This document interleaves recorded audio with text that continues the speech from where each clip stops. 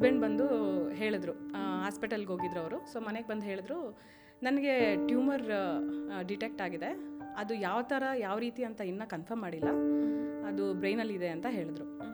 ಆ ಮೊಮೆಂಟ್ಗೆ ನನಗೆ ಫಸ್ಟ್ ಬಂದಿದ್ದ ಥಾಟ್ ಏನಂದರೆ, ನಮ್ಮ ತಾಯಿ ಕಡೆ ತಿರುಗಿ ನಾನು ಹೇಳಿದೆ, ಅಮ್ಮ ನೋಡು, ನಾವಿಬ್ಬರು ಇರೋದಿಲ್ಲ, ಈ ಮಕ್ಕಳನ್ನಿಬ್ಬರು ನೀನೇ ನೋಡ್ಕೋಬೇಕು ಅಂತ.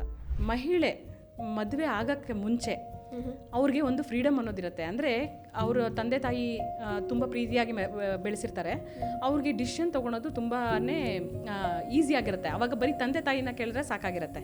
ಮದುವೆ ಆಗಿದ ತಕ್ಷಣ ಏನಾಗುತ್ತೆ ಅಂತಂದರೆ, ಇಲ್ಲಿ ಸಡನ್ನಾಗಿ ಅಷ್ಟು ದಿನ ಮಗು ಥರ ಲೀಡ್ ಮಾಡ್ತಾರೋರು ಇವಾಗ ಸಡನ್ನಾಗಿ ಎಲ್ಲರ ಫೋಕಸಲ್ಲಿ ಬರ್ತಾರೆ. ಅತ್ತೆ ಮಾವ ನೋಡ್ತಾರೆ, ಇದು ನಾದ್ನಿ ನೋಡ್ತಾರೆ, ಇನ್ಲಾಸ್ ನೋಡ್ತಾರೆ, ಎಲ್ಲರೂ ರಿಲೇಟಿವ್ಸ್ ನೋಡ್ತಾರೆ, ಅವ್ರ ರಿಲೇಟಿವ್ಸು. ಸೊ ಇವ್ರ ಫೋಕಸ್ ಎಲ್ಲ ಇವ್ರ ಮೇಲೆ ಸಡನ್ನಾಗಿ ಬಿದ್ದಿದ ತಕ್ಷಣ ಇವ್ರಿಗೆ ಕಾನ್ಫಿಡೆನ್ಸ್ ಅನ್ನೋದು ಕಡಿಮೆ ಆಗಿಬಿಡುತ್ತೆ. ಸೊ ನಿಮ್ಮ ಪ್ರಕಾರ ಈ ಮಹಿಳೆಯರಿಗೆ ಈ ಮಲ್ಟಿ ಟಾಸ್ಕಿಂಗ್ ಅನ್ನೋದು, ಅವರು ಅದನ್ನು ಪ್ರಾಬ್ಲಮ್ ಥರ ಸ್ವೀಕರಿಸಬೇಕಾ, ಇಲ್ಲ ಅದನ್ನು ಒಂದು ಗಿಫ್ಟ್ ಥರ ಸ್ವೀಕರಿಸಬೇಕಾ? ನನ್ನ ಪ್ರಕಾರ ಬಂದರೆ ನಾನು ಮಲ್ಟಿ ಟಾಸ್ಕಿಂಗೇ ಮಾಡ್ತಾ ಇದ್ದೀನಿ ಅಂತ ಹೇಳ್ಬೋದು. ಬಿಕಾಸ್ ನಾನು ವರ್ಕ್ ಮಾಡ್ತಾ ಇದ್ದೀನಿ, ಪ್ಯಾರಲಲ್ ಆಗಿ ನನ್ನ ಮಗಳು ಇದ್ದಾಳೆ ಮನೆಯಲ್ಲಿ, ಎಲ್ಲ ನೋಡ್ಕೊಳ್ತಾ ಇದ್ದೀನಿ. ಸೊ ಅದರಿಂದ ನನಗೆ ಖುಷಿ ಸಿಗ್ತಾ ಇದೆ ಅಂತಲೇ ಹೇಳ್ಬೋದು. Because I am earning, I am an independent women. So ಪ್ಯಾರಲಲಿ I am taking care of my daughter also. ನೀವು ಸ್ಟ್ರಾಂಗ್ ವುಮೆನ್ ಅಂತ ಅಂದಾಗ ನಿಮ್ಮ ಮೈಂಡಲ್ಲಿ ಒಂದು ಪಿಕ್ಚರ್ ಬರುತ್ತಲ್ಲ, ಸೊ ಯಾವ ಥರ ಪಿಕ್ಚರ್ ಬರುತ್ತೆ, ಅದನ್ನು ಯಾವ ಥರ ನೀವು ಯುಟಿಲೈಸೇಷನ್ ಮಾಡ್ಕೊಬೋದು ಅಂತ ನಿಮ್ಮ ಲೈಫಲ್ಲಿ ಅನ್ಕೊತೀರಾ? ಓಕೆ, ಸೊ ನನಗೆ ಸ್ಟ್ರಾಂಗ್ ಅಂತ ಬಂದಿದ ತಕ್ಷಣ ನನಗೆ ಕಣ್ಣಿಗೆ ಕಾಣಿಸೋದು ಯಾರಂದರೆ, ಪ್ರಕಾರ ನಿಜವಾದ ಎಂಪವರ್ಮೆಂಟ್ ಅಂತಂದರೆ ಏನು? ಈಗ ಅದಕ್ಕೆ ಮನಿ ಇದ್ದರೆ ಎಂಪವರ್ಮೆಂಟಾ, ಮೈಂಡ್ಸೆಟ್ ಇರಬೇಕಾ, ಇಲ್ಲ ಮನೋಭಾವ ಇದ್ದರೆ ಎಂಪವರ್ಮೆಂಟ್ ಅಂತ ಹೇಳ್ಬೋದಾ? ತುಂಬ ಜನ ಮಹಿಳೆಯರು ಇವಾಗ ವುಮೆನ್ ಎಂಪವರ್ಮೆಂಟು ಅಂದರೆ ತುಂಬ ರಾಂಗಾಗಿ ಥಿಂಕ್ ಮಾಡ್ತಾರೆ. ಅಂದರೆ ಎಂಪವರ್ಮೆಂಟ್ ಅಂದರೆ ಪಾರ್ಟಿಗೆ ಹೋಗಕ್ಕೆ ಬಿಡಬೇಕು, ರಾತ್ರಿ ಅರ್ಧ ರಾತ್ರಿಯಲ್ಲಿ ನಾವು ಓಡಾಡಬೇಕು, ನಾವು ಯಾವ ಥರ ಬಟ್ಟೆ ಆದ್ರೂ ಹಾಕಿದ್ರು ಯಾರೂ ಕೇಳಬಾರ್ದು, ಅದು ನಮ್ಮ ಎಂಪವರ್ಮೆಂಟು ಅಂತ ತುಂಬ ಜನ ಮಹಿಳೆಯರು ನಾನು ಟಿ ವಿಯಲ್ಲೆಲ್ಲ ನೋಡ್ತಿರ್ತೀನಲ್ಲ, ಆ ರೀತಿ ತೋರಿಸ್ತಿದ್ದಾರೆ. ಬಟ್ ಆ್ಯಕ್ಚುಲಿ ವುಮೆನ್ ಎಂಪವರ್ಮೆಂಟ್ ಅಂದರೆ ಏನು ಅಂದರೆ, ಮೈಂಡ್ ಸೆಟ್. ನಿಮಗೆ ಪವರ್ ಅನ್ನೋದಿರೋದಿಲ್ಲ, ಶಕ್ತಿ ಅನ್ನೋದಿರೋದಿಲ್ಲ. ಯಾಕೆ ಅಂತಂದರೆ ನಿಮ್ಮ ಶಕ್ತಿ ಎಲ್ಲ ನೀವು ಬೇರೆಯವ್ರು ಕೊಟ್ಬಿಡ್ತಿದ್ದೀರಾ ಬ್ಲೇಮ್ ಮಾಡಿ. ಅವರಿಂದ ಅವ್ರು ಸರಿ ಹೋದರೆ ನನ್ನ ಜೀವನ ಸರಿ ಹೋಗುತ್ತೆ, ಅವ್ರು ಹಂಗೆ ಮಾಡಿದ್ರೆ ನಾನು ಸರಿ ಹೋಗ್ತೀನಿ ಅಂತ ನೀವು ಯಾವಾಗ ಬೇರೆಯವ್ರ ಮೇಲೆ ಬ್ಲೇಮ್ ಆಗ್ತಿರಲ್ಲ, ಆವಾಗ ನಿಮಗೆ ಶಕ್ತಿ ಅನ್ನೋದಿರೋದಿಲ್ಲ. ಶಕ್ತಿ ಯಾವತ್ತಿರೋದಿಲ್ಲ, ಆವಾಗ ನಿಮಗೆ ಹಣ ಅನ್ನೋದು ಬರೋದಿಲ್ಲ, ಫ್ರೀಡಮ್ ಅನ್ನೋದು ಬರೋದಿಲ್ಲ. ನೀವು ಕೆಳಗಡೆ ಸರ್ವೈವಲ್ ಮೋಡಲ್ಲಿ ಇದ್ದೋಗ್ಬಿಡ್ತೀರಾ. ಸರ್ವೈವಲ್ ಮೋಡಲ್ಲಿ ಇದ್ದಾಗ ನಿಮಗೆ ಎಂಪವರ್ಮೆಂಟ್ ಮೋಡ್ಗೆ ಹೋಗೋಕ್ಕಾಗೋದಿಲ್ಲ. ಎಲ್ಲ ವುಮೆನ್ಗೂ ಅವ್ರದ್ದೇ ಆದ ಶಕ್ತಿ ಇರುತ್ತೆ. ಹೌದು, ನಾನು ತುಂಬ ಜನನ ಅಬ್ಸರ್ವ್ ಮಾಡಿದ್ದೀನಿ. ಅವರು 10th ಓದಿರ್ಬೋದು, 7th ಓದಿರ್ಬೋದು, ಡಿಗ್ರಿ ಮಾಡಿರ್ಬೋದು, ಏನೇ ಆಗಿರ್ಬೋದು, ಅವ್ರಿಗೆ ಏನೋ ಒಂದು ಸ್ಕಿಲ್ ಇರುತ್ತೆ, ಏನೋ ಒಂದು ಟ್ಯಾಲೆಂಟ್ ಇರುತ್ತೆ. ನಾವಿಲ್ಲೂ ಇನ್ನೊಂದೇನು ಜ್ಞಾಪಕ ಮಾಡ್ಕೋಬೇಕಂತಂದರೆ, ಒಂದು ವುಮೆನ್ನು, ಇವಾಗ ವುಮೆನ್ನು ಮೆನ್ನು ಅನ್ನೋದಕ್ಕನ್ನು ಅದಕ್ಕೆ ಮುಂಚೆ ಅವರೊಂದು ಹ್ಯೂಮನ್ ಬೀಯಿಂಗು.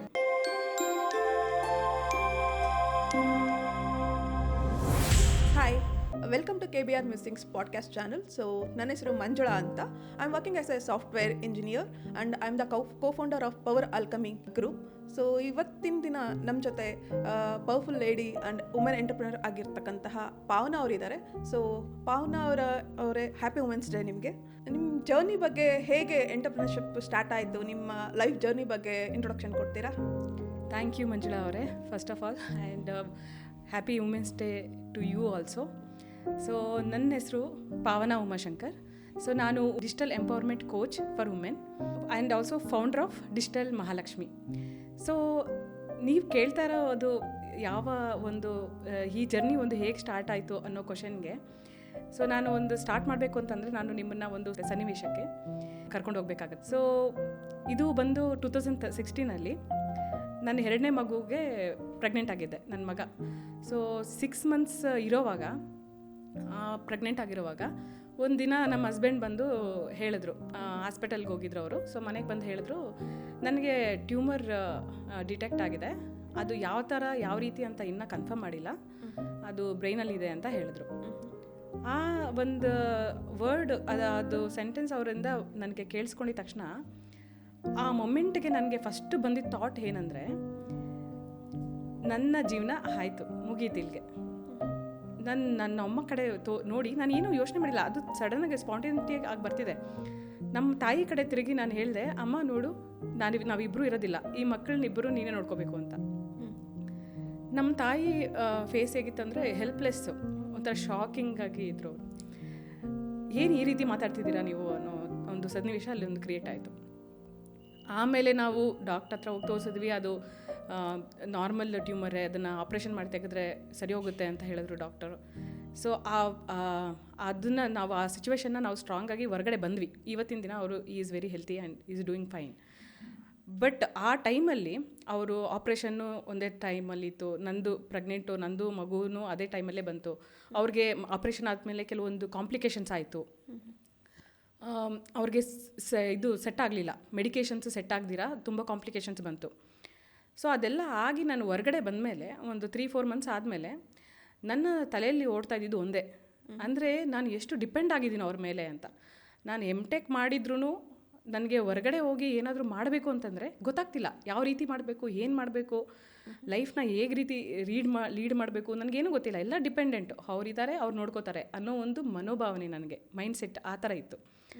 ಸೊ ಆ ರೀತಿ ಇದ್ದಾಗ ನನಗೆ ಅನಿಸಿದ್ದೇನೆಂದರೆ, ನಾನು ಹೊರಗಡೆ ಹೋಗಿ ಏನಾದರೂ ಕಲಿಬೇಕು, ಏನಾದರೂ ಮಾಡಬೇಕು, ನಾನು ನಾಲೆಡ್ಜ್ ಇಟ್ಕೋಬೇಕು, ಅರ್ನ್ ಮಾಡಬೇಕು, ಏನಾದರೂ ಫೈನಾನ್ಷಿಯಲಿ ಇಂಡಿಪೆಂಡೆಂಟಾಗಿ ಡಿಸಿಷನ್ ತೊಗೋಬೇಕು ಅನ್ನೋದು ಒಂದು ನನಗೆ ಬರುತ್ತೆ. ಅದಾಗಿದ್ದ ನಂತರ 6 ಮಂತ್ಸ್ಗೆ ನಾನು ಒಂದು ಕೋರ್ಸ್ಗೆ ಜಾಯ್ನ್ ಆದೆ. ಅಂದರೆ ಏನಾದರೂ ಮಾಡಬೇಕು ಅಂತ ನಾನು ಆ ಟೈಮಲ್ಲಿ ಕನಸು ಕಾಣೋದನ್ನು ನಾನು ಸ್ಟಾರ್ಟ್ ಮಾಡಿದೆ. ಏನು ಮಾಡಬೇಕು ನನ್ನ ಲೈಫಲ್ಲಿ ಅಂತ ಕನಸು ಕಾಣೋಕ್ಕೆ ಸ್ಟಾರ್ಟ್ ಮಾಡಿದಾಗ ನನಗನ್ಸಿದ್ದು, ನನಗಿಷ್ಟ ಆದ ಒಂದು ಡೊಮೈನ್ ತಗೊಂಡು ಅದರಲ್ಲಿ ನಾನು ಏನಾದರೂ ಸಾಧಿಸೋಣ ಅನ್ನೋದು ಒಂದು ನನ್ನ ತಲೆಗೆ ಬಂತು. ಅಂದರೆ ಯಾರಾದರೂ ಆಗಲಿ ಫಸ್ಟು ಕನಸು ಕಾಣಬೇಕು. ಆ ಕನಸು ಕಾಣಿದಾಗ ನಮಗೆ ಅದರ ಮೇಲೆ ಒಂದು ಪ್ರೀತಿ, ಒಲವು ಎಲ್ಲ ಬರುತ್ತೆ. ಅವಾಗ ನಾವು ಏನು ಮಾಡ್ತೀವಿ, ನಮ್ಗೆ ಅದ್ರ ಮೇಲೆ ಇಂಟ್ರೆಸ್ಟ್ ಬರುತ್ತೆ, ಒಂದು ಡೈರೆಕ್ಷನ್ ಕೊಡುತ್ತೆ. ಅದು ನೋಡಿ, ಇದು ಮಾಡಿದ್ರೆ ನಿಂಗೆ ಈ ರೀತಿ ಆಗುತ್ತೆ ಅನ್ನೋ ಒಂದು ಡೈರೆಕ್ಷನ್ ಕೊಡುತ್ತೆ. ಆ ಡ್ರೀಮ್ಸ್ ಏನಿರುತ್ತಲ್ಲ ಅದು ನಮಗೆ ಡೈರೆಕ್ಷನ್ ಕೊಡುತ್ತೆ. ಸೊ ನನಗೆ ಅದು ಡೈರೆಕ್ಷನ್ ಕೊಟ್ಟಾಗ ನನಗೇನು ಅನಿಸ್ತಂದರೆ, ಓಕೆ, ಅದ್ರ ಬಗ್ಗೆ ನನಗೆ ನಾಲೆಡ್ಜ್ ಇಲ್ಲ, ನನಗೆ ಅದ್ರ ಬಗ್ಗೆ ಏನೂ ಗೊತ್ತಿಲ್ಲ. ಸೊ ನಾನು ಏನು ಮಾಡಬೇಕು, ಅದ್ರ ಬಗ್ಗೆ ನಾಲೆಡ್ಜ್ ತೊಗೋಬೇಕು. ಸೊ ನಾನು ಏನು ಮಾಡಿದೆ, ಹೋಗಿ ಕಾಲೇಜ್ಗೆ ಜಾಯ್ನ್ ಆದೆ. ಎಲ್ಲರೂ ಹೇಳಿದ್ರು, ಏನಕ್ಕೆ ಈ ಟೈಮಲ್ಲಿ ನೀನು ಕಾಲೇಜ್ಗೆ ಹೋಗ್ತಿದ್ಯಾ, ನೀನು ಆಲ್ರೆಡಿ MTech ಓದಿದ್ಯಾ, ನೆಕ್ಸ್ಟ್ ಮತ್ತೆ ನೀನು ಏನಕ್ಕೆ ಓದ್ತಿದ್ಯಾ ಅಂತ. ಬಟ್ ನನಗೆ ಗೊತ್ತಿತ್ತು ನನ್ನ ಫ್ಯೂಚರ್ ಡೈರೆಕ್ಷನ್ನು, ನನ್ನ ಪ್ಯಾಷನ್ ಇದರಲ್ಲಿ ಇರೋದ್ರಿಂದ ನಾನು ಇದರಲ್ಲಿ ಹೋಗಬೇಕು ಅಂತ ನನಗೆ ಕ್ಲಾರಿಟಿ ಇತ್ತು. ಸೊ ಯಾವತ್ತಿನ ದಿನ ನಾವು ಒಂದು ಮಹಿಳೆಯಾಗಿ ಕ್ಲಾರಿಟಿಯಾಗಿ ನಾವು ಸುತ್ತಮುತ್ತ ಇರೋರಿಗೆ, ಫ್ಯಾಮಿಲಿ ಮೆಂಬರ್ಸ್ಗೆ ಕನ್ವೆ ಮಾಡ್ತೀವಲ್ಲ, ಒಂದು ಕಮ್ಯುನಿಕೇಷನ್ನು ಕ್ಲಾರಿಟಿಯಾಗಿ ಹೇಳಿದಾಗ ಅವ್ರಿಗೆ ನಮ್ಮ ಮೇಲೆ ಒಂದು ನಂಬಿಕೆ ಅನ್ನೋದು ಬರುತ್ತೆ. ಸೊ ಆವಾಗ ನಮ್ಮ ತಾಯಿನೇ ಸಪೋರ್ಟ್ ಮಾಡಿದ್ರು, ಹೋಗು ಮಾಡು ನೀನು, ನಾನು ಮನೇಲಿ ಮಕ್ಕಳನ್ನ ನೋಡ್ಕೋತೀನಿ ಅಂತ. ಓಕೆ. ಆ ಕೋರ್ಸ್ ಮಾಡುವಾಗ ನನಗಾಗಿದ್ದು ಇನ್ಸಿಡೆಂಟ್ಸ್ ಏನಂತಂದರೆ, ನನ್ನ ಲೈಫಲ್ಲೇ ಅಂದ್ಕೊಂಡಿರಲಿಲ್ಲ ಅಂದರೆ ಕ್ಯಾಂಪಸ್ ಸೆಲೆಕ್ಷನ್ ಆಗ್ತೀನಿ ಅಂತ. ಸೊ ಅದು ಕ್ಯಾಂಪಸ್ ಸೆಲೆಕ್ಷನ್ ಆಯಿತು. ಯಾಕೆ ಅಂದರೆ ನನ್ನ ಕಮಿಟ್ಮೆಂಟ್ ಆ ರೀತಿ ಇತ್ತು. ನಾನು MTech ಮಾಡುವಾಗ ಕಮಿಟ್ಮೆಂಟು ನಂದು ಗ್ರ್ಯಾಜುಯೇಷನ್ ಆಗಬೇಕು, ನಾನು ಒಂದು MTech ಹೋಲ್ಡರ್ ಆಗಬೇಕು ಅನ್ನೋದು ನನ್ನ ಫೋಕಸ್ ಆಗಿತ್ತು. ಅದೇ ನಾನು ಈ ಡಿಜಿಟಲ್ ಇದು ಇಂಟೀರಿಯರ್ ಡಿಸೈನರ್ ಆಗಿ ನಾನು ಆ ಕೋರ್ಸ್ ತೊಗೊಂಡಾಗ ನನ್ನ ಕಮಿಟ್ಮೆಂಟ್ ಏನಿತ್ತು ಅಂದರೆ, ಇದರಲ್ಲಿ ನಾನು ಕಲ್ತ್ಕೊಂಡು ಇದನ್ನು ಇಂಪ್ಲಿಮೆಂಟ್ ಮಾಡ್ತೀನಿ ಅನ್ನೋದಿತ್ತು. ಆದ್ದರಿಂದ ನನ್ನ ಫೋಕಸ್ ಎಲ್ಲ ನಾನು ಕಲಿಯೋದ್ರ ಮೇಲೆ, ಕೆಲಸ ಮಾಡೋದ್ರ ಮೇಲೆ ಫೋಕಸ್ ಮಾಡಿ ಹೋಯ್ತು. ಅದರಿಂದ ಕ್ಯಾಂಪಸ್ ಸೆಲೆಕ್ಷನ್ ಅನ್ನೋದು ನನಗೆ ಈಸಿಯಾಗಿ ಆಯಿತು. ಯಾಕಂದರೆ ನಾನು ಕಾನ್ಫಿಡೆಂಟಾಗಿ ಅವ್ರ ಹತ್ರ ಕಮ್ಯುನಿಕೇಟ್ ಮಾಡಿದೆ. ಅಲ್ಲಿವರೆಗೂ ಮಂಜುಳಾ ಅವರೇ, ಸೊ ನನಗೆ 10,000 to 15,000 ಸ್ಯಾಲ್ರಿ ಬರ್ತಿತ್ತು. ಸಡನ್ನಾಗಿ ವಿತಿನ್ 2-3 ಮಂತ್ಸಲ್ಲಿ ನನಗೆ 1.5 ಲಕ್ಷ ಬರೋಕ್ಕೆ ಸ್ಟಾರ್ಟ್ ಆಯಿತು. ಅಂದರೆ ನಾನು ಅಂದ್ಕೊಂಡೇ ಇರಲಿಲ್ಲ ಆ ರೀತಿ ಕೂಡ ನಾನು ದುಡಿತೀನಿ, ನನ್ನ ಲೈಫಲ್ಲಿ ನಾನು ಆ ರೀತಿ ಏನಾದರೂ ಮಾಡ್ತೀನಿ ಅನ್ನೋದು ಇರಲಿಲ್ಲ ನನಗೆ. ನನಗೆ ಅಲ್ಲಿ ತನಕ ಏನಿತ್ತು ಅಂದರೆ, ಪಾವನ ಅಂದರೆ ಇದೇ ಆಗುತ್ತೆ, ಪಾವನಾಗೆ ಇದೇ ಮಾಡೋಕ್ಕಾಗತ್ತೆ, ಇಷ್ಟೇ ಗೊತ್ತು, ಇದು ಮಾಡೋಕ್ಕಾಗೋದಿಲ್ಲ, ಅದು ಮಾಡೋಕ್ಕಾಗೋದಿಲ್ಲ, ಅದೇ ಥರ ಮೈಂಡ್ಸೆಟ್ ಇತ್ತು ನನಗೆ. ಓಕೆ. ನನ್ನ ಒಂದು ಇದು ಏನಿತ್ತು ಅಂದರೆ ಥಿಂಕಿಂಗು, ನನಗೊಂದು 10,000 ಸಂಬಳ ಬಂದರೆ ಸಾಕಪ್ಪ, ಒಂದು 20,000 ಸಂಬಳ ಬಂದರೆ ಸಾಕಪ್ಪ ಅನ್ನೋ ರೀತಿ ಇದ್ದಿದ್ದು ಪಾವನ ಅವತ್ತಿನ ದಿನ 1.5 ಲಕ್ಷ ದುಡಿಯೋ ಅಂಥವಳು ಆದ್ಲು. ಅದು ಏನಕ್ಕೆ ಬಂತು ಅಂತ ನಾನು ಅನಲೈಸ್ ಮಾಡಿಕೊಂಡಾಗ, ಏನಕ್ಕಿದು ನಾನು ಈ ರೀತಿ ಮಾಡಿದೆ ಅಂದಾಗ ನನಗೆ ಬಂದಿದ್ದೇನೆಂದರೆ, ಡ್ರೀಮ್ಸು ಇಟ್ಕೊಂಡಿದ್ದೆ ನಾನು, ಇದರಲ್ಲಿ ನಾನು ಇದನ್ನು ಸಾಧಿಸಬೇಕು ಅಂತ. ಅದು ನನಗೆ ಡೈರೆಕ್ಷನ್ ಕೊಡ್ತು. ಅದಾದಮೇಲೆ ನಾನು ಲರ್ನಿಂಗಿಗೆ ಹೋದೆ, ಲರ್ನಿಂಗ್ ಮಾಡಿ ನಾನು ಆ್ಯಕ್ಷನ್ಸ್ ತೊಗೊಂಡೆ. ಆ್ಯಕ್ಷನ್ ತೊಗೊಂಡಾಗ ನನಗೆ ರಿಸಲ್ಟ್ಸ್ ಬಂತು. ಸೊ ನಾನು ಇವತ್ತಿನ ದಿನ ಈ ಪಾಡ್ಕಾಸ್ಟ್ ನೋಡ್ತಾ ಇರೋ ಪ್ರತಿ ಮಹಿಳೆಗೆ ಏನು ಹೇಳ್ತೀನಿ ಅಂದರೆ, ಈ 3 ಥಿಂಗ್ಸು ನಿಮ್ಮ ಲೈಫಲ್ಲಿ ತುಂಬಾ ಇಂಪಾರ್ಟೆಂಟು. ಕನಸು ಕಾಣಿ, ಅದ್ರ ಬಗ್ಗೆ ಅದನ್ನು ನೀವು ನೆನ್ಸು ಮಾಡ್ಕೋಬೇಕಂತಂದರೆ ನೀವು ಅದ್ರ ಬಗ್ಗೆ ನಾಲೆಡ್ಜಸ್ ತೊಗೊಳ್ಳಿ, ಲರ್ನಿಂಗ್ಗೆ ನೀವು ಟೈಮ್ ಕೊಡಿ. ನಿಮ್ಮ ಟೈಮ್ ನೀವು ಲರ್ನಿಂಗ್ಗೆ ಕೊಟ್ಟಾಗ ಆಟೋಮೆಟಿಕಲಿ ನಿಮಗೆ ಕ್ಲಾರಿಟಿ ಅನ್ನೋದು ಬರುತ್ತೆ, ನಿಮಗೆ ಸ್ಟ್ರಾಟಜೀಸ್ ಅನ್ನೋದು ಗೊತ್ತಾಗುತ್ತೆ, ನಿಮಗೆ ಏನು ಆ್ಯಕ್ಷನ್ ತೊಗೋಬೇಕು ಅನ್ನೋದು ಗೊತ್ತಾಗುತ್ತೆ. ಯಾವಾಗ ಕ್ಲಾರಿಟಿ ಇರುತ್ತೆ, ನಿಮಗೆ ಕಾನ್ಫಿಡೆನ್ಸ್ ಇರುತ್ತೆ, ನಿಮಗೆ ಯಾವಾಗ ಅದ್ರ ಬಗ್ಗೆ ಖುಷಿ ಆಗುತ್ತೆ, ನೀವು ಆ್ಯಕ್ಷನ್ ತೊಗೋತೀರಾ. ಆ್ಯಕ್ಷನ್ ತೊಗೊಂಡಾಗ ನಿಮಗೆ ರಿಸಲ್ಟ್ ಅನ್ನೋದು ತುಂಬ ಚೆನ್ನಾಗಿ ಬರುತ್ತೆ ಅನ್ನೋದು ನನಗೆ ಆ ಟೈಮಲ್ಲಿ ಗೊತ್ತಾಯಿತು. ಆ ಇನ್ಸಿಡೆಂಟ್ ಆದಮೇಲೆ ನಾನು ಯಾವಾಗ ಅರ್ನಿಂಗ್ ಮಾಡೋಕ್ಕೆ ಸ್ಟಾರ್ಟ್ ಮಾಡಿದೆ, ಅದಾದಮೇಲೆ ನನಗೆ ಮಕ್ಕಳು ಸ್ವಲ್ಪ ದೊಡ್ಡವ್ರು ಆಗೋಕ್ಕೆ ಸ್ಟಾರ್ಟ್ ಆದರು. ಸೊ ಆಗ ನನಗೆ ಅನಿಸಿದ್ದು ಏನಂತಂದರೆ ಮಕ್ಕಳ ಜೊತೆ ಕೂಡ ಇರಬೇಕು. ಮಕ್ಕಳನ್ನ ನಾನು ಬಿಟ್ಟು ಮನೆಗೆ ಹೊರಗಡೆ ಹೋಗೋಕ್ಕಾಗ್ತಿಲ್ಲ. ಇಂಟೀರಿಯರ್ ಡಿಸೈನರ್ ಆಗಿದ್ದರೆ ನಿಮಗೆಲ್ಲ ಗೊತ್ತಿರುತ್ತೆ, ಸಾಯಂಕಾಲನೇ ಇರುತ್ತೆ ಮೀಟಿಂಗ್ಸು ಕಸ್ಟಮರ್ಸ್ ಜೊತೆ. ಸ್ಯಾಟರ್ಡೆ ಸಂಡೇ ಹೋಗಬೇಕಿತ್ತು, ಒಂದು ಹಬ್ಬದ ದಿನ ಹೋಗಬೇಕಿತ್ತು, ಅದು ಕಂಪಲ್ಸರಿ ಆಗಿತ್ತು. ಸೊ ಆ ರೀತಿ ನಾನು ಹೊರಗಡೆ ಹೋಗಿ ಮಾಡೋಕ್ಕೆ ನನಗೆ ಮನೆಯಲ್ಲಿ ಮಕ್ಕಳದ್ದು ಒಂದು ಕಮಿಟ್ಮೆಂಟು ನನಗೆ ಬರ್ತಿತ್ತು. ಸೊ ಆಗ ನಾನು ಏನು ಮಾಡಿದೆ, ಮನೆಯಲ್ಲಿ ಇದ್ದು ಏನಾದರೂ ಮಾಡಬಹುದಾ ಅಂತ ರಿಸರ್ಚ್ ಮಾಡೋಕ್ಕೆ ಸ್ಟಾರ್ಟ್ ಮಾಡಿದಾಗ ನನಗೆ ಗೊತ್ತಾಗಿದ್ದೆ ಡಿಜಿಟಲ್ ಸ್ಕಿಲ್ಸ್. ಡಿಜಿಟಲ್ ಮಾರ್ಕೆಟಿಂಗ್ ಮಾಡಿ ಈ ರೀತಿ ನೀವು ಮನೆಯಿಂದನೇ ಅರ್ನ್ ಮಾಡ್ಬೋದು ಅನ್ನೋದು ನನಗೆ ಗೊತ್ತಾಯಿತು. ಸೊ ಆಗ ನಾನೇನು ಮಾಡಿದೆ, ಮನೆಯಿಂದ ಸ್ಟಾರ್ಟ್ ಮಾಡಿದೆ ಕೆಲಸ ಮಾಡೋದು. ಸೊ ಅದು ಕೂಡ ಸಕ್ಸಸ್ ಆಯಿತು. ನನಗೆ ಮನೆಯಿಂದನೇ ಪ್ರಾಜೆಕ್ಟ್ಸ್ ಬರೋಕ್ಕೆ ಸ್ಟಾರ್ಟ್ ಆಯಿತು, ಮನೆಯಿಂದನೇ ದುಡ್ಡು ಬರೋದಕ್ಕೂ ಕೂಡ ಅರ್ನಿಂಗ್ ಸ್ಟಾರ್ಟ್ ಆಯಿತು. ಮಕ್ಕಳನ್ನು ನೋಡ್ಕೊತ, ಮಕ್ಕಳು ಊಟ ಮಾಡಿದ್ರ, ಮಕ್ಕಳು ಹೋಮ್ವರ್ಕ್ ಮಾಡಿದ್ರ, ಅವ್ರ ಜೊತೆ ಕೂಡ ಟೈಮ್ ಸ್ಪೆಂಡ್ ಮಾಡ್ತಾ, ಎಲ್ಲಾದರೂ ಹೋಗ್ಬೇಕಂತಂದರೆ ಯಾರ್ದು ಪರ್ಮಿಷನ್ ಕೇಳೋಷ್ಟಿಲ್ಲ, ರಜಾ ಕೇಳೋಷ್ಟಿಲ್ಲ. ನನಗಿಷ್ಟ ಆಗಿರೋದನ್ನು ನಾನು ಮಾಡ್ತಾ ದುಡ್ಡು ಅರ್ನ್ ಮಾಡೋದನ್ನು ಸ್ಟಾರ್ಟ್ ಮಾಡಿದೆ. ಸೊ ಆವಾಗ ನನಗೆ ಅನಿಸಿದ್ದು ಏನಂತಂದರೆ, ನಾನು ಯಾವ ರೀತಿ ಮಾಡ್ತಿದ್ದೀನಲ್ಲ ಇದೇ ರೀತಿ ಬೇರೆ ಹೆಣ್ಮಕ್ಳಿಗೂ ಕೂಡ ಸಪೋರ್ಟ್ ಮಾಡಿದ್ರೆ ಹೇಗಿರುತ್ತೆ ಅಂತ. ಸೊ ನಾನು ಏನೇನು ಕಷ್ಟಪಟ್ಟಿದ್ದೀನಲ್ಲ ಅದೇ ರೀತಿ ಪ್ರತಿಯೊಂದು ಮಹಿಳೆ ಕೂಡ ಕಷ್ಟಪಡ್ತಿರ್ತಾರೆ. ಸೊ ಅವ್ರಿಗೆ ಹೆಲ್ಪ್ ಮಾಡೋಣ ಅನ್ನೋ ಒಂದು ಇಂಟೆನ್ಷನಲ್ಲಿ ಬಂದಿದ್ದೆ digital Mahalakshmi. So digital Mahalakshmi is A platform for any women. ಯಾವುದಾದ್ರೂ ಒಂದು ಮಹಿಳೆ ಮನೆಯಿಂದನೇ ಅರ್ನ್ ಮಾಡಬೇಕು, ನಾನು ಲೈಫಲ್ಲಿ ಏನಾದರೂ ಅಚೀವ್ ಮಾಡಬೇಕು ಅಂತ ಇರೋವಂಥ ಮಹಿಳೆಯರಿಗೆ, ಮತ್ತು ನಾನು ಫೈನಾನ್ಷಿಯಲಿ ಯಾರ ಮೇಲೂ ಡಿಪೆಂಡ್ ಆಗಬಾರ್ದು ಅನ್ನೋ ಆಲೋಚನೆ ಇರೋವಂಥ ಮಹಿಳೆಯರಿಗಾಗಿ ಮಾಡಿರುವಂಥ ಪ್ಲ್ಯಾಟ್ಫಾರ್ಮ್ ಇದು. ಕನ್ನಡದ ಮಹಿಳೆಯರಿಗಾಗಿ ಮಾಡಿರುವ ಏಕೈಕ ಪ್ರಥಮ platform digital Mahalakshmi. Okay, nice, ತುಂಬ ಚೆನ್ನಾಗಿದೆ ನಿಮ್ಮ ಜರ್ನಿ. ಸೊ ಇವತ್ತಿನ ದಿನ ಬಹಳಷ್ಟು ಮಹಿಳೆಯರಿಗೆ ಫೇಸ್ ಮಾಡೋ ಒಂದು ಪ್ರಾಬ್ಲಮ್ ನಾನು ನೋಡೋದು ಅಂದರೆ, ಇವಾಗ ಡಿಜಿಟಲ್ ಮಹಾಲಕ್ಷ್ಮಿಯಲ್ಲಿ ತುಂಬ ಜನ ಮಹಿಳೆಯರ ಜೊತೆ ನಾನು ಕಾಂಟ್ಯಾಕ್ಟ್ ಮಾಡ್ತಿರ್ತೀನಲ್ಲ, ಅವ್ರ ಜೊತೆ ಡಿಸ್ಕಸ್ ಮಾಡೋವಾಗ ಅವರು ಕಂಪ್ಲೇನು ಏನು ಅಂತಂತಂದರೆ, ನಮಗೆ ತುಂಬ ಮಲ್ಟಿ ಟಾಸ್ಕಿಂಗ್ ಮೇಡಮ್, ಈ ಕಡೆ ಮಕ್ಕಳನ್ನ ನೋಡ್ಕೋಬೇಕು, ಮನೆ ನೋಡ್ಕೋಬೇಕು, ಈ ಕಡೆ ಇವಾಗ ನಾನು ಅರ್ನಿಂಗ್ ಮಾಡಬೇಕಂದ್ರೆ ಇದ್ರ ಬಗ್ಗೆ ಕೂಡ ನಾನು ಟೈಮ್ ಕೊಡಬೇಕಾಗತ್ತೆ. ಸೊ ಇದು ಮಲ್ಟಿ ಟಾಸ್ಕಿಂಗ್ ಮಾಡೋವಾಗ ನನಗೆ ತುಂಬ ಕಷ್ಟ ಆಗ್ತಾ ಇದೆ ಅನ್ನೋ ಒಂದು ಅನಿಸಿಕೆಗಳನ್ನ ಅವರು ಹೇಳ್ಕೊತಾರೆ. ಸೊ ನಿಮ್ಮ ಪ್ರಕಾರ ಈ ಮಹಿಳೆಯರಿಗೆ ಈ ಮಲ್ಟಿ ಟಾಸ್ಕಿಂಗ್ ಅನ್ನೋದು ಒಂದು ವರವ ಇಲ್ವಾ, ಅದು ಒಂದು ಪ್ರಾಬ್ಲಮ್ಮಾ? ಅಂದರೆ ಅವರು ಅದನ್ನು ಪ್ರಾಬ್ಲಮ್ ಥರ ಸ್ವೀಕರಿಸಬೇಕಾ, ಇಲ್ಲ ಅದನ್ನು ಒಂದು ಗಿಫ್ಟ್ ಥರ ಸ್ವೀಕರಿಸಬೇಕಾ? ನನ್ನ ಪ್ರಕಾರ ಬಂದರೆ ನಾನು ಮಲ್ಟಿ ಟಾಸ್ಕಿಂಗೇ ಮಾಡ್ತಾಯಿದ್ದೀನಿ ಅಂತ ಹೇಳ್ಬೋದು. ಬಿಕಾಸ್ ನಾನು ವರ್ಕ್ ಮಾಡ್ತಾಯಿದ್ದೀನಿ, ಪ್ಯಾರಲಲ್ ಆಗಿ ನನ್ನ ಮಗಳು ಇದ್ದಾಳೆ ಮನೆಯಲ್ಲಿ, ಎಲ್ಲ ನೋಡ್ಕೊಳ್ತಾ ಇದ್ದೀನಿ. ಸೊ ಅದರಿಂದ ನನಗೆ ಖುಷಿ ಸಿಗ್ತಾ ಇದೆ ಅಂತಲೇ ಹೇಳ್ಬೋದು. Because I am earning, I am an independent women. So ಪ್ಯಾರಲಲಿ I am taking care of my daughter also. So parallel ಆಗಿ ಮನೇನೂ ನೋಡ್ಕೊಳ್ತಾ ಇದ್ದೀನಿ. ಇದು ನನಗೆ ಅದು ಗಿಫ್ಟ್ ಅಂತಲೇ ಹೇಳ್ಕೊಬೋದು. ಸೊ ಇದರಿಂದ ನನಗೆ ಹ್ಯಾಪಿಯಾಗಿ ಲೈಫ್ ಲೀಡ್ ಮಾಡ್ತಾ ಇದ್ದೀನಿ. ಸೊ ದಟ್ ಮಲ್ಟಿ ಟಾಸ್ಕಿಂಗ್ ಅಂದರೆ ನಂಗೆ ಹೊರೆ ಅಂತ ಅನ್ನಿಸ್ತಾ ಇಲ್ಲ. ಸೊ ನಾನು I am enjoying that life actually. So ಆ ಥರ ನಾವು ಮೈಂಡ್ಸೆಟ್ನ ನಾವು ಕರೆಕ್ಟಾಗಿ ಕ್ಲಾರಿಟಿ ತೊಗೊಂಡು ಯಾವ ಟೈಮಲ್ಲಿ ಏನು ಮಾಡಬೇಕು ಅನ್ನೋದನ್ನು ನಾವು ಕ್ಲಾರಿಟಿ ತೊಗೊಂಡು, ಇಲ್ಲ ಹೇಳೋದು ಥ್ರೂ ಕಮ್ಯುನಿಕೇಷನ್ನು, ಮನೇಲೇ ಇರ್ತಕ್ಕಂಥ ಫ್ಯಾಮಿಲಿ ಮೆಂಬರ್ಸ್ ಜೊತೆ ನಾವು ಚೆನ್ನಾಗಿರಬೇಕು. ಈಗ ಅತ್ತೆ ಮಾವ ಎಲ್ಲ ಇರ್ತಾರೆ, ಇವನ್ ಮಗಳಿಗೂ ಅಷ್ಟೇ, ಅವಳಿಗೂ ಟೀಚ್ ಮಾಡಿ ನಾನು ಈ ಟೈಮಲ್ಲಿ ಬರ್ತೀನಿ, ಈ ಟೈಮಲ್ಲಿ ಆಗಲ್ಲ, ಪ್ರಿಯಾರಿಟಿ ಯಾವುದಕ್ಕೆ ಕೊಡಬೇಕು ಅಂತ ನೋಡಿಕೊಂಡು ನಾವು ಅದನ್ನು ಬ್ಯಾಲೆನ್ಸ್ ಮಾಡಿದ್ರೆ, ಸೊ ಇದು ಮಲ್ಟಿ ಟಾಸ್ಕ್ ಅನ್ನೋದು ಹೊರೆ ಆಗಲ್ಲ. ಸೊ ಅದನ್ನು ನಾವು ಎಂಜಾಯ್ ಮಾಡ್ತಾ ಲೈಫ್ನ ಹ್ಯಾಪಿಯಾಗಿ ಲೀಡ್ ಮಾಡ್ಬೋದು ಅಂತ ನನ್ನ ಪ್ರಕಾರ ಹೇಳ್ಬೋದು. ಪ್ರೊಡಕ್ಟಿವಿಟಿ ಅನ್ನೋದು ತುಂಬಾ ಇಂಪಾರ್ಟೆಂಟು. ಆ ಪ್ರೊಡಕ್ಟಿವಿಟಿ ಅಂದರೆ ನಾವು ಹೇಗೆ ಯೂಸ್ ಮಾಡ್ಕೋತೀವಿ ನಮ್ಮ ಟೈಮ್ನ, ನಾವು ಅದನ್ನು ಪ್ರೊಡಕ್ಟಿವ್ ಆಗಿ ಯೂಸ್ ಮಾಡಿಕೊಂಡು ಇರೋ ಟೈಮಲ್ಲೇ ಅದನ್ನು ಅದ್ಭುತವಾಗಿ ಯೂಸ್ ಮಾಡಿಕೊಂಡು ನಮಗೆ ಯಾವ ಒಂದು ಇಂಟ್ರೆಸ್ಟ್ ಇರುತ್ತಲ್ಲ ಅದರಲ್ಲಿ ನಮ್ಮನ್ನು ನಾವು ಇನ್ವಾಲ್ವ್ ಮಾಡಿಕೊಂಡಾಗ ನಮಗೆ ಕಷ್ಟ ಅನ್ನೋದು ಆಗೋದಿಲ್ಲ. ಕರೆಕ್ಟ್. ಸೊ ಯಾವಾಗ ನಾವು ಎಲ್ಲಾನು ತೊಗೊತೀವಿ, ಯಾವುದೇ ಒಂದು ಬೌಂಡ್ರಿ ಇಟ್ಟಿಲ್ಲ, ನಾವು ಎಲ್ಲ ಥರದ್ರಲ್ಲೂ ಇನ್ವಾಲ್ವ್ ಆಗ್ತೀವಿ, ನಾವು ಪ್ರತಿಯೊಬ್ಬರ ಜೊತೆನೂ ಇನ್ವಾಲ್ವ್ ಆಗ್ತೀವಿ ಅಂದವಾಗ, ಕ್ಲಾರಿಟಿ ಇಲ್ದವಾಗ ನಮಗೆ ಅದು ಬರ್ಡನ್ ಆಗುತ್ತೆ. ಸೊ ಯಾವ ಮಹಿಳೆ ಕ್ಲಾರಿಟಿಯಿಂದ ಅವರು ಬೌಂಡ್ರಿ ಸೆಟ್ ಮಾಡಿ ಇದೇ ನಾನು ಮಾಡ್ತೀನಿ, ಇದೇ ರೀತಿ ಮಾಡ್ತೀನಿ, ಇದರಲ್ಲಿ ನನ್ನ ಟೈಮ್ನ ನಾನು ಪ್ರೊಡಕ್ಟಿವ್ ಆಗಿ ಯೂಸ್ ಮಾಡ್ಕೋತೀನಿ ಅಂತ ಯೂಸ್ ಮಾಡಿದ್ರೆ multi tasking is A gift actually. Okay ಅಲ್ವಾ? ನಿಮಗೂ ಗಿಫ್ಟ್ ಅಂತಾನೆ ಇದೊಂದು ಗಿಫ್ಟ್ ನಮಗೆ. ನಾವು ಎಷ್ಟು ಮಾಡಿದ್ರೆ ನಾವು ಅಷ್ಟು ಸ್ಟ್ರಾಂಗ್ ಆಗ್ತೀವಿ. ಯಾವ ಥರ ಕೆಲಸಗಳು ನಾವು ಮಾಡಿದ್ರೆ, ಈಗ ನನ್ನ ಮಕ್ಕಳ ಜೊತೆ ನಾನು ಕಮ್ಯುನಿಕೇಟ್ ಮಾಡ್ತಿರ್ತೀನಿ, ಅವ್ರನ್ನ ನಾನು ಎಂಪವರ್ ಮಾಡಿದಾಗ ನನ್ನ ಒಂದು ಮಹಿಳೆಯರು ನನ್ನ ಗ್ರೂಪಲ್ಲಿ ಇವಾಗ ಡಿಜಿಟಲ್ ಮಹಾಲಕ್ಷ್ಮಿಯಲ್ಲಿ ಯಾರು ಬರ್ತಾರಲ್ಲ ಅವ್ರಿಗೆ ಎಂಪವರ್ ಮಾಡೋದು ಕೂಡ ನಂಗೆ ಗೊತ್ತಾಗ್ತಿದೆ. ಅಂದರೆ ನಾವು ಸಪ್ರೇಟ್ ಮಾಡಬಾರ್ದು, ಇದು ಮಕ್ಕಳು, ಇದು ಕೆಲಸ, ಇದು ನಂದು ಆಫೀಸ್ ಕೆಲಸ, ಇದು ಮನೆ ಕೆಲಸ ಅಂತ ಸಪ್ರೇಟ್ ಮಾಡಿದಾಗ ನಮಗೆ ಕಷ್ಟ ಆಗುತ್ತೆ. ಅದೇ ನಾವು ಪ್ರತಿಯೊಂದು ಕೆಲಸದಲ್ಲೂ ಇದರಲ್ಲಿ ನಾನು ಏನು ಲರ್ನಿಂಗ್ ತೊಗೊತಾ ಇದ್ದೀನಿ, ಇದನ್ನು ನಾನು ಹೆಂಗೆ ಕನೆಕ್ಟ್ ಮಾಡ್ಬೋದು. ಇವಾಗ ನಾನು ಮಕ್ಕಳ ಜೊತೆ ಮಾತಾಡ್ತಾ ಇದ್ದೀನಿ, ಅದನ್ನೇ ನಾನು ಡಿಜಿಟಲ್ ಮಹಾಲಕ್ಷ್ಮಿ ಬರ್ತಾರಲ್ಲ ಅವ್ರಿಗೆ ಅದನ್ನೇ ಹೇಳ್ಕೊಡ್ಬೋದು. ನೋಡಿ ನಾನು ಈ ರೀತಿ ಮಾಡ್ತೀನಿ, ನೀವು ಇದೇ ರೀತಿ ಮಾಡಿ ಅಂತ. ಸೊ ನನಗೆ ಅವಾಗ ಇದು ಸಪ್ರೇಟ್ ಅಲ್ಲ, ಅದು ಸಪ್ರೇಟ್ ಅಲ್ಲ, ಎಲ್ಲ ಇನ್ಕ್ಲೂಡು. ಸೊ ನಮ್ಗೆ ಏನಾಗ್ತಿದೆ, ನಾವು ಮಲ್ಟಿ ಟಾಸ್ಕಿಂಗ್ ಅಂತ ನಾವು ಏನಕ್ಕೆ ಅದಕ್ಕೆ ನೇಮ್ ಮಾಡ್ತಿದ್ದೀವಿ ಅಂದರೆ, ಇವರು ಈ ಕೆಲಸ ನಂದು ಕೆರಿಯರು, ಓಕೆ ನಾನು ಇದು ಕೆರಿಯರ್ ಕೆಲಸ, ಇದು ನಂದು ಮಕ್ಕಳ ಕೆಲಸ ಅಂತ ನಾವು ಸಪ್ರೇಟ್ ಮಾಡ್ತಿದ್ದೀವಿ. ಬಟ್ ಆ ಥರ ಸಪ್ರೇಟ್ ಮಾಡ್ದಿರ ಎಲ್ಲ ಇನ್ಕ್ಲೂಡೆಡ್.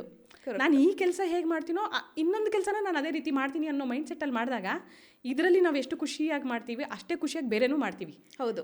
ಆವಾಗ ನಮ್ಗೆ ಇದು ಬೇರೆ ಅದು ಬೇರೆ ಮಲ್ಟಿ ಟಾಸ್ಕಿಂಗ್ ಅಂತ ಅನ್ಸೋದಿಲ್ಲ. ಎಲ್ಲ ಒಂದು ನನ್ನ ಗ್ರೋತ್ಗೆ ಯೂಸ್ ಆಗೋವಂಥದ್ದೇ, ನನ್ನ ಇಂಟ್ರೆಸ್ಟ್ಗೆ ಬೇಕಾಗಿರುವಂಥ ಕೆಲಸಗಳೇ ಅಂತಲೂ ಕೂಡ ನಾವು ಮಾಡ್ತೀವಿ. ನೀವು ಸ್ಟ್ರಾಂಗ್ ವುಮೆನ್ ಅಂತ ಅಂದಾಗ ನಿಮ್ಮ ಮೈಂಡಲ್ಲಿ ಒಂದು ಪಿಕ್ಚರ್ ಬರುತ್ತಲ್ಲ, ಸೊ ಯಾವ ಥರ ಪಿಕ್ಚರ್ ಬರುತ್ತೆ, ಅದನ್ನು ಯಾವ ಥರ ನೀವು ಯುಟಿಲೈಸೇಷನ್ ಮಾಡ್ಕೊಬೋದು ಅಂತ ನಿಮ್ಮ ಲೈಫಲ್ಲಿ ಅನ್ಕೊತೀರಾ? ಓಕೆ, ಸೊ ನನಗೆ ಸ್ಟ್ರಾಂಗ್ ಅಂತ ಬಂದಿದ ತಕ್ಷಣ ನನಗೆ ಕಣ್ಣಿಗೆ ಕಾಣಿಸೋದು ಯಾರಂದರೆ ನಮ್ಮ ಮನೆ ದೇವರು ಪಂಜುರಮ್ಮ ಅಂತ, ನಮ್ಮ ತಾಯಿ ಕಡೆ ದೇವರು ಚೌಡೇಶ್ವರಿ ಅಂತ. ಸೊ ನಾನು ಯಾವುದೇ ಒಂದು ಸಿಚುವೇಷನಲ್ಲಿ ನನಗೆ ಅದನ್ನು ಫೇಸ್ ಮಾಡೋಕ್ಕಾಗ್ತಿಲ್ಲ, ನನಗೇನೋ ಅದು ರಾಂಗಾಗಿ ಆಯಿತು, ನಾನು ಎಕ್ಸ್ಪೆಕ್ಟ್ ಮಾಡೋ ರೀತಿ ಅದು ಹೋಗಲಿಲ್ಲ ಅಂದಾಗ ನಾನು ದೇವ್ರನ್ನ ನೋಡ್ತೀನಿ. ಆ ದೇವರು ನನ್ನಲ್ಲಿದ್ದರೆ ನಾನು ಯಾವ ರೀತಿ ನಾನು ಆ್ಯಕ್ಷನ್ ತೊಗೋತೀನಿ ಅನ್ನೋದನ್ನು ನೋಡಿದಾಗ ನನಗೆ ಒಂದು ಫ್ರೀಡಮ್ ಬಂದುಬಿಡುತ್ತೆ. ಅಂದರೆ ಆ ದೇವರು ಯಾವತ್ತೂ ನಮ್ಮಲ್ಲಿದ್ದಾಗ ನಮಗೆ ಯಾವುದನ್ನು ಕೆಟ್ಟದಾಗಬೇಕು ಅಂತ ಮಾಡೋದಿಲ್ಲ. ಮನುಷ್ಯರಾಗಿರುತ್ತೆ ಇದು ಕೆಟ್ಟದು, ಇದು ರೈಟ್, ಇದು ರಾಂಗ್ ಅನ್ನೋದಿರುತ್ತೆ. ಬಟ್ ಆದರೆ ದೇವರಿಗೆ ಎಲ್ಲನೂ ಒಂದೇ. ಆ ಫ್ಲೋ ಬಂದಿದ ತಕ್ಷಣ ನಂಗೆ ಏನು ಅನ್ಸುತ್ತೆ, ಓ ದೇವರು ಇದನ್ನು ನನ್ನ ಕೈಯಿಂದ ಮಾಡಿಸ್ತಿದ್ದಾರೆ, ಇದು ದೇವರ ಒಂದು ಕಡೆಯಿಂದ ಬರ್ತಿರೋದು, ಇದು ಈ ರೀತಿಯೇ ಆಗಬೇಕು ಅಂತ ಇದೆ ಅನ್ನೋದು ಬಂದಾಗ ನನಗೆ ಒಂದು ಫ್ರೀಡಮ್ ಬಂದುಬಿಡುತ್ತೆ.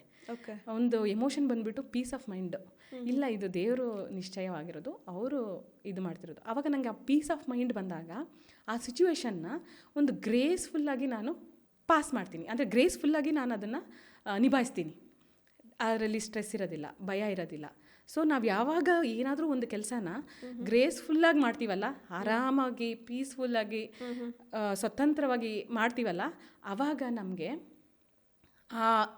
ಆ ಚಾಲೆಂಜನ್ನ ಫೇಸ್ ಮಾಡಿದ್ದೀವಿ ಅನ್ನೋದು ಕೂಡ ಹೊಟ್ಟೋಗ್ಬಿಡುತ್ತೆ. ಅದನ್ನು ಕೂಡ ನಾವು ಎಂಜಾಯ್ ಮಾಡುವಂಥ ಪರಿಸ್ಥಿತಿ ಬರುತ್ತೆ.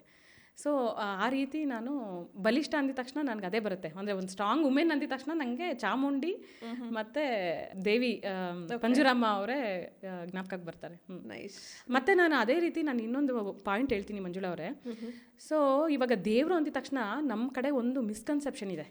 ಅಂದರೆ ದೇವ್ರ ಪೂಜೆ ಮಾಡಬೇಕು, ಶುಕ್ರವಾರ ಮಾಡಬೇಕು, ಸೋಮವಾರ ಮಾಡಬೇಕು, ಬೆಳಗ್ಗೆ ದೀಪ ಹಚ್ಚಬೇಕು ಅನ್ನೋದೊಂದು ಇದಿದೆ. ಅದ್ರ ಬಗ್ಗೆ ನಾನು ರಾಂಗ್ ಅಂತ ಹೇಳ್ತಿಲ್ಲ. ಬಟ್ ನಾನು ಹೇಳೋದೇನೆಂದರೆ, ನಾನು ಆ ರೀತಿ ಮಾಡ್ದಿರ ಇರಬಹುದು. ಇವತ್ತಿನ ದಿನ ನಾವು ಪೂಜೆ ಮಾಡೋದಿಲ್ಲ, ಕಡಿಮೆ ಮಾಡ್ತೀನಿ, ಒಂದು ಹಬ್ಬಗಳಿದ್ದಾಗ ಮಾಡ್ತೀನಿ, ಇದಾದಾಗ ಮಾಡ್ತೀನಿ. ಬಟ್ ಆದರೆ ದೇವ್ರು ಅನ್ನೋದನ್ನು ನಾನು ಪ್ರತಿದಿನವೂ ನೆನೆಸ್ಕೊತೀನಿ. ಅಂದರೆ ಅದು ಒಂದು ಶಕ್ತಿ, ಅದು ಒಂದು ಎನರ್ಜಿ. ನಾವು ಅದೇ ರೀತಿ ಯಾವುದೋ ಒಂದು ಇದು ಮಾಡಿದಾಗ ಪೂಜೆ ಮಾಡಿಬಿಟ್ರೇ ಬರುತ್ತೆ. ಪೂಜೆ ಮಾಡೋವಾಗ ಕೂಡ ನಾವು ಅಪ್ಸೆಟ್ ಆಗಿದ್ದೀವಿ, ಒಂದು ಭಯದಲ್ಲಿ ಮಾಡ್ತಾಯಿದ್ದೀವಿ. ಅಯ್ಯೋ ಪೂಜೆ ಮಾಡಿಲ್ಲ ಅಂದರೆ ಇವತ್ತು ಅದಾಗುತ್ತೆ, ಅವ್ರು ಅದನ್ನು ಬಿಡ್ತಾರೆ, ಇದು ಅಂದ್ಬಿಡ್ತಾರೆ ಅನ್ನೋ ಭಯದಲ್ಲಿ ಮಾಡೋದಿಲ್ಲ. ನಾನು ಯಾರೋ ಒಂದು ಏನೋ ಹೇಳ್ತಾರೆ ಅಂತ ಮಾಡೋದಿಲ್ಲ, ಭಯದಲ್ಲಿ ಮಾಡೋದಿಲ್ಲ. ಓ ನಾನು ಪೂಜೆ ಮಾಡಿಲ್ಲ ಅಂದರೆ ನಂಗೆ ಕೆಟ್ಟದಾಗ್ಬಿಡುತ್ತೆ ಅನ್ನೋದು ಮಾಡಲ್ಲ. ನಾನು ಪ್ರೀತಿಯಿಂದ, ನಾನು ಎಲ್ಲೇ ಇರಲಿ ಆ ತಾಯಿನ ಒಂದು ನೋಡಿದ ತಕ್ಷಣ ಸ್ವರೂಪನ ನನ್ನ ಎನರ್ಜಿ ಬಂದ್ಬಿಡುತ್ತೆ. ಅದು ನಾವು ಫೀಲ್ ಆಗ್ತೀವಿ, ಅದೊಂದು ಎನರ್ಜಿ ಅನ್ನೋದನ್ನು ನಾನು ಹೇಳೋದಕ್ಕೆ ಇಷ್ಟಪಡ್ತೀನಿ. ಸೊ ತುಂಬ ಕೆಲವರು ಮಹಿಳೆಯರುಗಳನ್ನ ನೋಡಿದ್ದೀನಿ, ತುಂಬ ಭಯ ಪಡ್ತಾರೆ. ಇದೇ ಥರ ಹೂವು ಇಡಬೇಕು, ಇದೇ ಥರ ಅರ್ಶಿನ ಕುಂಕುಮ ಇಡಬೇಕು, ಇದೇ ಥರ ಇರಬೇಕು, ಸ್ನಾನ ಮಾಡಬೇಕು, ಪ್ರತಿಯೊಂದು. ಅಂದರೆ ಒಂದು ಅವ್ರಿಗೆ ಪ್ರೀತಿಗನ್ನ ಭಯ ಜಾಸ್ತಿ ಇದೆ. ಸೊ ಆ ಭಯ ಹೋಗಬೇಕು, ದೇವ್ರ ಬಗ್ಗೆ ಪ್ರೀತಿ ಬರಬೇಕು.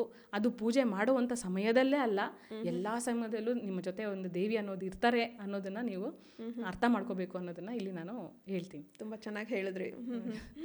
ಇವನ್ ದೇವ್ರ ಬಗ್ಗೆ ನನಗೂ ಹಂಗೆ ಅನ್ಸುತ್ತೆ. ಸೊ ದೇವರು ನಮ್ಮಲ್ಲೇ ಇದ್ದಾರೆ. ಸೊ ನಮ್ಮಲ್ಲಿರೋ ದೇವ್ರನ್ನ ನಾವು ಕಾಣಬೇಕು. ಸೊ ನಮ್ಮಲ್ಲಿರೋ ಆಧ್ಯಾತ್ಮನ ನಾವು ಹೊರಗಡೆ ತರಬೇಕು ಅನ್ನೋದಕ್ಕೆ ಇಲ್ಲಿ ಹೇಳಕ್ಕೆ ಇಷ್ಟಪಡ್ತೀನಿ. ಹೌದು. ಇವಾಗ ಇನ್ನೊಂದು ವಿಷಯ ಮಂಜುಳಾ ಅವರೇ, ತುಂಬ ಜನ ಮಹಿಳೆಯರನ್ನ ನೋಡ್ತೀನಿ, ಅವ್ರಿಗೆ ಕೆಲವೊಂದು ಸಿಚುವೇಶನ್ಸಲ್ಲಿ ನಾವು ಹೊಂದ್ಕೊಂಡು ಹೋಗ್ಬೇಕಾ, ಇಲ್ಲ ನನ್ನ ಅನಿಸಿಕೆನ ನಾನು ಇಲ್ಲಿ ವ್ಯಕ್ತಪಡಿಸ್ಬೇಕಾ ಅನ್ನೋ ಕನ್ಫ್ಯೂಷನಲ್ಲಿರ್ತಾರೆ. ಅಂದರೆ ತುಂಬ ಮಹಿಳೆಯರು ಅಡ್ಜಸ್ಟ್ ಮಾಡ್ಕೊಂಡು ಹೋಗೋದೇ ರೈಟ್ ಅನ್ನೋ ಒಂದು ಮೈಂಡ್ಸೆಟ್ಟಲ್ಲಿದ್ದಾರೆ. ಸೊ ನಿಮ್ಮ ಪ್ರಕಾರ ಅಡ್ಜಸ್ಟ್ ಮಾಡ್ಕೊಂಡು ಹೋಗೋದು ಬೆಟ್ರಾ, ಇಲ್ಲ ಅಂದರೆ ನಿಮ್ಮ ಅನಿಸಿಕೆನ ನೀವು ವ್ಯಕ್ತಪಡಿಸೋದು ಬೆಟ್ರಾ? ಸ್ಟಾರ್ಟಿಂಗ್ ನನಗೂ ಈ ಥರ ಕನ್ಫ್ಯೂಷನ್ ಇತ್ತು ಮದುವೆ ಆದಮೇಲೆ. ಸೊ ಸಡನ್ನಾಗಿ ಏನಾದ್ರೂ ಬಂದರೆ ರಿಯಾಕ್ಟ್ ಮಾಡ್ತಾ ಇದ್ದೆ. ಸೊ ಏನಾದರೂ ಹೇಳಿದಾಗ ನನಗಾಗದೇ ಇದ್ದಾಗ ಆ ಥರ ಇದರಲ್ಲಿ ಹೇಳೋದು. ಸೊ ಆಮೇಲೆ ನನಗೆ over the period after 5 years experience ಆದಮೇಲೆ, ಮದುವೆ ಆದಮೇಲೆ, ಸೊ ಇವಾಗ ಏನು ಅನ್ನಿಸ್ತಾ ಇದೆ ಅಂದರೆ ಸಂದರ್ಭಕ್ಕೆ ತಕ್ಕಂತೆ ನಾವು ಅವರನ್ನು ಅರ್ಥ ಮಾಡ್ಕೋಬೇಕು. ಬಿಕಾಸ್ ಅವರು ಇದರಿಂದ ಫಾಲೋ ಮಾಡಿರ್ತಾರೆ. ಸೊ ಅವರನ್ನು ಅರ್ಥ ಮಾಡಿಕೊಂಡು ನಾವು ಕೂಲಾಗಿ, ಕಾಮಾಗಿ, ಸೊ ಯಾವ ಪರಿಸ್ಥಿತಿಯಲ್ಲಿ ಮಾತಾಡಬೇಕು, ಯಾವ ಪರಿಸ್ಥಿತಿಯಲ್ಲಿ ಮಾತಾಡಬಾರ್ದು, ಸೊ ಅದೆಲ್ಲ ನಾವು ಗಮನ ಇಟ್ಕೊಂಡು ನಾವು ಕೂಲಾಗಿ, ಕಾಮಾಗಿ ಹೋದರೆ ಪ್ರಾಬ್ಲಮ್ನ ಸೊಲ್ಯೂಷನ್ ಸಿಗುತ್ತೆ ಅಂತ ಅನಿಸುತ್ತೆ. ಹೌದು, ಖಂಡಿತವಾಗಿಯೂ ತುಂಬ ಚೆನ್ನಾಗಿ ಹೇಳಿದ್ರಿ ನೀವು. ನಾವು ಪ್ರತಿಯೊಂದು ಸಿಚುವೇಶನಲ್ಲೂ ನೋಡ್ಕೋಬೇಕು, ಅದು ಸಿಚುವೇಶನ್ ಯಾವ ಥರದ್ದು ಅನ್ನೋದ್ರ ಮೇಲೆ ಅದು ಡಿಪೆಂಡ್ ಆಗುತ್ತೆ ಅಂತ ಹೇಳ್ತಿದ್ದೀರಾ. ಹೌದು. ಓಕೆ. ಸೊ ನಿಮ್ಮ ಒಂದು ಎಕ್ಸ್ಪೀರಿಯನ್ಸಲ್ಲಿ ನೀವು ಅತ್ತೆ ಅಂತ ಬಂದಾಗ ಅವ್ರ ಬಗ್ಗೆ ನೀವು ಏನಾದರೂ ಒಂದು ಹೇಳಬೇಕು ಅಂತ ಅನ್ಕೊತೀರಾ? ಅಂದರೆ ಅವ್ರ ಬಗ್ಗೆ ನಿಮ್ಮ ರಿಲೇಷನ್ಶಿಪ್ ಹೇಗಿದೆ, ಯಾವುದಾದ್ರು ಒಂದು ಸಿಚುವೇಶನ್ ಬಂದಿದೆಯಾ ನಿಮಗೆ, ಅವ್ರ ಜೊತೆ ನಿಮಗೆ ಅರ್ಥ ಮಾಡ್ಕೊಳಕ್ಕಾಗ್ದಿರಾ, ಎಕ್ಸ್ಪ್ರೆಸ್ ಮಾಡೋಕ್ಕಾಗ್ದಿರಾ, ಕಷ್ಟಕರವಾಗ ಆ ಥರ ಏನಾದರೂ ಒಂದು ಸಿಚುವೇಶನ್ ಇದೆಯಾ? ಅದೇ ನಾನು ಹೇಳ್ದಂಗೆ ಸ್ಟಾರ್ಟಿಂಗಲ್ಲೇ ಅದೇ ಕಷ್ಟಕರ ಅಂದರೆ ಅವರು ಹೊಸ ಪರ್ಸನ್ ಆಗಿರ್ತಾರೆ ನನಗೆ, ನಾನು ಅವರಿಗೆ ಹೊಸ ಪರ್ಸನ್ ಆಗಿರ್ತೀನಿ. ಸೊ ಸ್ಟಾರ್ಟಿಂಗಲ್ಲೇ ಆರೋಗ್ಯನ್ಸು ಆ ಥರ ಎಲ್ಲ ಬರ್ತಾ ಇತ್ತು. ಸೊ ಆಮೇಲೆ ಆ ಪರ್ಸನ್ ಬಗ್ಗೆ ನಾನು ಅರ್ಥ ಮಾಡ್ಕೊಂಡಾಗ, ಬಿಕಾಸ್ ಅವರು ಅವ್ರ ಮಗ, ಅವ್ರ ಮನೆ, ಇದಕ್ಕೋಸ್ಕರ ಅವ್ರ ಮೊಮ್ಮಗು ಅಂತ ಅವ್ರಿಗೂ ಇರುತ್ತಲ್ವ. ಸೊ ನಾನು ಮಾತ್ರ ಹೋಗ್ಬಿಟ್ಟು ನನ್ನ ಹಸ್ಬೆಂಡು, ನನ್ನ ಮಗಳು, ಸೊ ಆ ಥರ ನಾನು ಡಿಫ್ರೆನ್ಷಿಯೇಟ್ ಮಾಡೋಕ್ಕೆ ಸ್ಟಾರ್ಟಿಂಗ್ ಹೋಗ್ತಾ ಇದ್ದೆ. ಸೊ ಆಮೇಲೆ ಅರ್ಥ ಆಯಿತು ಅವರು ನಮ್ಮವರೇ. ಸೊ ಅವ್ರಿಗೂ ನಾವು ಪ್ರೀತಿ ತೋರಿಸಿದ್ರೆ ಅವರು ನಮಗೆ ಸಪೋರ್ಟಿವ್ ಆಗಿರ್ತಾರೆ. ಸೊ ಅವ್ರಿಗೂ ಬೇರೆ ಪ್ರಪಂಚ ಇರೋದಿಲ್ಲ, ಅವ್ರಿಗೂ ನಮ್ಮನೆ ಅನ್ನೋದು ಪುಟ್ಟ ಪ್ರಪಂಚ ಇರುತ್ತೆ. ನಾನು ವರ್ಕ್ ಮಾಡ್ತಿದ್ದೀನಿ ಅಂದಾಗ ನನಗೆ ಹೊರಗಡೆ ತುಂಬ ಜನ ನನ್ನ ಪ್ರಪಂಚ ದೊಡ್ಡದಾಗಿರುತ್ತೆ. ಸೊ ಸೊ ನಾನು ಅವರಿಗೆ ಹೇಳಬೇಕು ಈ ಪ್ರಪಂಚ ಈ ಥರ ಇರುತ್ತೆ ಅಂತ. ಅವರಿಗೆ ಗೈಡೆನ್ಸ್ ಸಿಗೋದಿಲ್ಲ, ಅವರಿಗೆ ಯಾವುದು ವೇ ಇರೋದಿಲ್ಲ ಥಿಂಕ್ ಮಾಡೋದಕ್ಕೆ. ಸೊ ಅವ್ರನ್ನೂ ಒಂದು ಮಗು ಥರ ನಾವು ಟ್ರೀಟ್ ಮಾಡಿಕೊಂಡು, ಅತ್ತೆ ಮಾವ ಆಗಲಿ, ಯಾರೇ ಆಗಲಿ, ಮನೇಲಿ ಇರ್ತಕ್ಕಂಥ ನಾದಿನೇ ಆಗಲಿ, ಯಾರನ್ನೇ ಆಗಲಿ, ಅವ್ರನ್ನ ಪ್ರೀತಿಯಿಂದ ನೋಡಿಕೊಂಡ್ರೆ ನಮಗೂ ಅದು ಸಪೋರ್ಟಿವ್ ಆಗಿರುತ್ತೆ, ನಮ್ಮ ಮೈಂಡು ಕಾಮ್ ಆಗಿರುತ್ತೆ. ನಾವು ಹ್ಯಾಪಿ ಆಗಿದ್ದಾಗ ಡಿಸಿಷನ್ನ ತಗೊಂಡು ನಾವು ಬೇರೆ ಏನಾದರೂ ಅಚೀವ್ ಮಾಡ್ಬೋದು ಲೈಫಲ್ಲಿ, ದೊಡ್ಡದಂತ ಅಚೀವ್ಮೆಂಟ್ ಮಾಡ್ಬೋದು. ನಮ್ಗೆ ಸಪೋರ್ಟಿವ್ ಆಗಿರ್ತಾರೆ, ಅವರು ಒಂದು ಎನರ್ಜಿ ಆಗಿರ್ತಾರೆ. ಈ ಪ್ರಕಾರ ಅತ್ತೆ ಮಾವ ಇದ್ದಾರೆ ಅಂದರೆ ಅವರೇ ನನಗೆ ದೇವರು ಅಂತ ನಾವು ಅದನ್ನು ಅಕ್ಸೆಪ್ಟ್ ಮಾಡಿಕೊಂಡು ಅವ್ರ ಜೊತೆ ಹೊಂದ್ಕೊಂಡು ಚೆನ್ನಾಗಿ ಲೈಫ್ ಲೀಡ್ ಮಾಡಬೇಕು ಅಂತ ಅನ್ಕೋತೀನಿ. ಹೌದು, ಕರೆಕ್ಟಾಗಿ ಹೇಳಿದ್ರಿ. ಸೊ ಒಂದು ಅತ್ತೆ ಅಂತ ಬಂದಾಗ ತುಂಬ ಜನ ಏನು ಮಿಸ್ಅಂಡರ್ಸ್ಟ್ಯಾಂಡಿಂಗ್ ಇರುತ್ತೆ. ಅಂದರೆ ಅವರು ಕೆಲವೊಂದು ಹೇಳ್ತಾರೆ, ಅದು ನಮ್ಮ ಒಳ್ಳೇದಕ್ಕೆ ಹೇಳ್ತಿರ್ತಾರೆ. ಅವ್ರಿಗೆ ಏನಂದರೆ ಫಿಯರ್ ಇರುತ್ತೆ, ಒಂದು ಭಯ ಇರುತ್ತೆ ಅವ್ರಿಗೆ. ಯಾರಾದರೂ ಏನಾದರೂ ಅಂದ್ಬಿಡ್ತಾರೆ ನನ್ನ ಸೊಸೆನ, ಅವ್ರೇನು ಅನ್ಕೊತಾರೆ, ಇವ್ರೇನು ಅನ್ಕೊತಾರೆ ಅನ್ನೋ ಒಂದು ಭಯ ಇರುತ್ತೆ ಅವ್ರಿಗೆ. ಆ ಭಯ ಮತ್ತು ಆ ಕೇರ್ನ ಅವರು ಯಾವ ರೀತಿ ವ್ಯಕ್ತಪಡಿಸ್ತಾರೆ ಅಂತಂದರೆ ಒಂದು ಕೋಪದ ರೀತಿಯಲ್ಲಿ ವ್ಯಕ್ತಪಡಿಸ್ತಾರೆ. ನಾವು ಅದನ್ನು ಅರ್ಥ ಮಾಡ್ಕೊಂಡ್ಬಿಟ್ರೆ ಇವ್ರು ಹೇಳ್ತಿರೋದು ನಮ್ಮ ಒಳ್ಳೇದಕ್ಕೆ ಹೇಳ್ತಿದ್ದಾರೆ, ನಮ್ಮ ಬಗ್ಗೆ ಇವ್ರಿಗೆ ಕಾಳಜಿ ಇದೆ, ನಮ್ಮ ಬಗ್ಗೆ ಇವ್ರಿಗೆ ಪ್ರೀತಿ ಇದೆ, ಆದರೆ ಹೇಳುವ ರೀತಿ ಬೇರೆ ಇದೆ ಅನ್ನೋದು ನಾವು ಅರ್ಥ ಮಾಡ್ಕೊಂಡ್ಬಿಟ್ರೆ ನಮ್ಗೆ ಅದರಲ್ಲಿ ಯಾವುದೇ ಒಂದು ಮಿಸ್ಅಂಡರ್ಸ್ಟ್ಯಾಂಡಿಂಗ್ ಇರಲ್ಲ. ಅವ್ರ ಕೋಪದಲ್ಲಿ ಹೇಳಿದ್ರು ನಾವು ಅದನ್ನು ನಗ್ನಗ್ತಾನೆ ಸ್ವೀಕರಿಸಿಬಿಡ್ತೀವಿ. ಅದನ್ನು ಈ ಥರ ಎಕ್ಸ್ಪೀರಿಯನ್ಸ್ ತುಂಬ ಆಗಿದೆ ನನಗೂ, ಅದೇ ಥರನೇ ಆಗಿದೆ. ಸೊ ನಾನು ಅವ್ರು ಎಕ್ಸ್ಪ್ರೆಸ್ ಮಾಡಿದಾಗ ಅದನ್ನು ಅರ್ಥ ಮಾಡ್ಕೊಳ್ಳೋದು ರೀತಿನ ನಾವು ಮಾಡಿಕೊಂಡು ಕೂಲಾಗಿ ಹೋದ್ರೆ ಅದು ಲೈಫ್ ಚೆನ್ನಾಗಿರುತ್ತೆ ಅಂತ ಅನ್ಸುತ್ತೆ. ಹೌದು. ಮೋರೋವರ್ ಅವರಿಗೆ ಆ ಥರ ಆಗಿನ ಕಾಲದಲ್ಲಿ ಆಪರ್ಚುನಿಟಿ ಇರಲಿಲ್ಲ. ಇವಾಗ ನಮಗೆ ಎಜುಕೇಶನ್ ಇದೆ, ಪ್ಲಸ್ ಈಗಿನ ಎಕ್ಸ್ಪೋಜರ್ ಇದೆ, ಅದನ್ನ ನಮಗೆ ಸಿಕ್ಕಿರೋದು ಅದು ತುಂಬಾ ಗಿಫ್ಟ್ ಅನ್ಕೊಂಡು, ಸೊ ಅಂತ ಅವ್ರ ಜೊತೆ ಅವರು ನಮ್ಮ ಜೊತೆ ಅದನ್ನ ನಾವು ಗಿಫ್ಟ್ ಅನ್ಕೊಂಡು ನಮ್ಮ ಲೈಫ್ ಲೀಡ್ ಮಾಡಿದ್ರೆ ಸೊ ನಮಗೆ ಅದು ಲೈಫ್ ತುಂಬಾ ಚೆನ್ನಾಗಿ ಕಾಣಿಸುತ್ತೆ, ಹ್ಯಾಪಿ ಆಗಿರ್ಬೋದು. ನಾವು ಹ್ಯಾಪಿ ಆಗಿದ್ರೆ ತಾನೇ ನಾವು ಅಚೀವ್ ಮಾಡೋಕ್ಕಾಗೋದು. ಸೊ ದಟ್ ಇದು ಹೆಲ್ಪ್ಫುಲ್ ಆಗುತ್ತೆ. ಆಫ್ಟರ್ ಮ್ಯಾರೇಜ್ ನಿಮಗೆ ಮದುವೆ ಆದಮೇಲೆ ನನ್ನ ಸ್ವತಂತ್ರ ಏನಾದರೂ ಕಳ್ಕೊಂಬಿಟ್ನಾ ಅನ್ನೋ ಥರ ಯಾವುದಾದ್ರೂ ಫೀಲ್ ಆಗಿದೆಯಾ ಯಾವತ್ತಾದರೂ ನಿಮಗೆ? ಓಕೆ, ಅಂದರೆ ನನಗೆ ನನ್ನ ಅನುಭವದಕ್ಕನ್ನು ನಾನು ಇವಾಗ ಇವಾಗಿನ ಸಮಾಜದಲ್ಲಿ ಇವಾಗ ಏನಾಗ್ತಾ ಇದೆ ಅನ್ನೋದ್ರ ಬಗ್ಗೆ ಅಬ್ಸರ್ವ್ ಮಾಡಿದ್ರೆ ನನಗೆ ಏನು ಗೊತ್ತಾಗ್ತದೆ ಅಂತಂದರೆ, ಮಹಿಳೆ ಮದುವೆ ಆಗೋಕ್ಕೆ ಮುಂಚೆ ಅವ್ರಿಗೆ ಒಂದು ಫ್ರೀಡಮ್ ಅನ್ನೋದಿರುತ್ತೆ. ಅಂದರೆ ಅವರು ತಂದೆ ತಾಯಿ ತುಂಬ ಪ್ರೀತಿಯಾಗಿ ಬೆಳೆಸಿರ್ತಾರೆ, ಅವ್ರಿಗೆ ಡಿಸಿಷನ್ ತೊಗೊಳೋದು ತುಂಬಾ ಈಸಿಯಾಗಿರುತ್ತೆ. ಆವಾಗ ಬರೀ ತಂದೆ ತಾಯಿನ ಕೇಳಿದ್ರೆ ಸಾಕಾಗಿರುತ್ತೆ. ಅವ್ರ ತಂದೆ ತಾಯಿ ಕೂಡ ತುಂಬ ರಿಸ್ಟ್ರಿಕ್ಷನ್ಸ್ ಇಡೋದಿಲ್ಲ.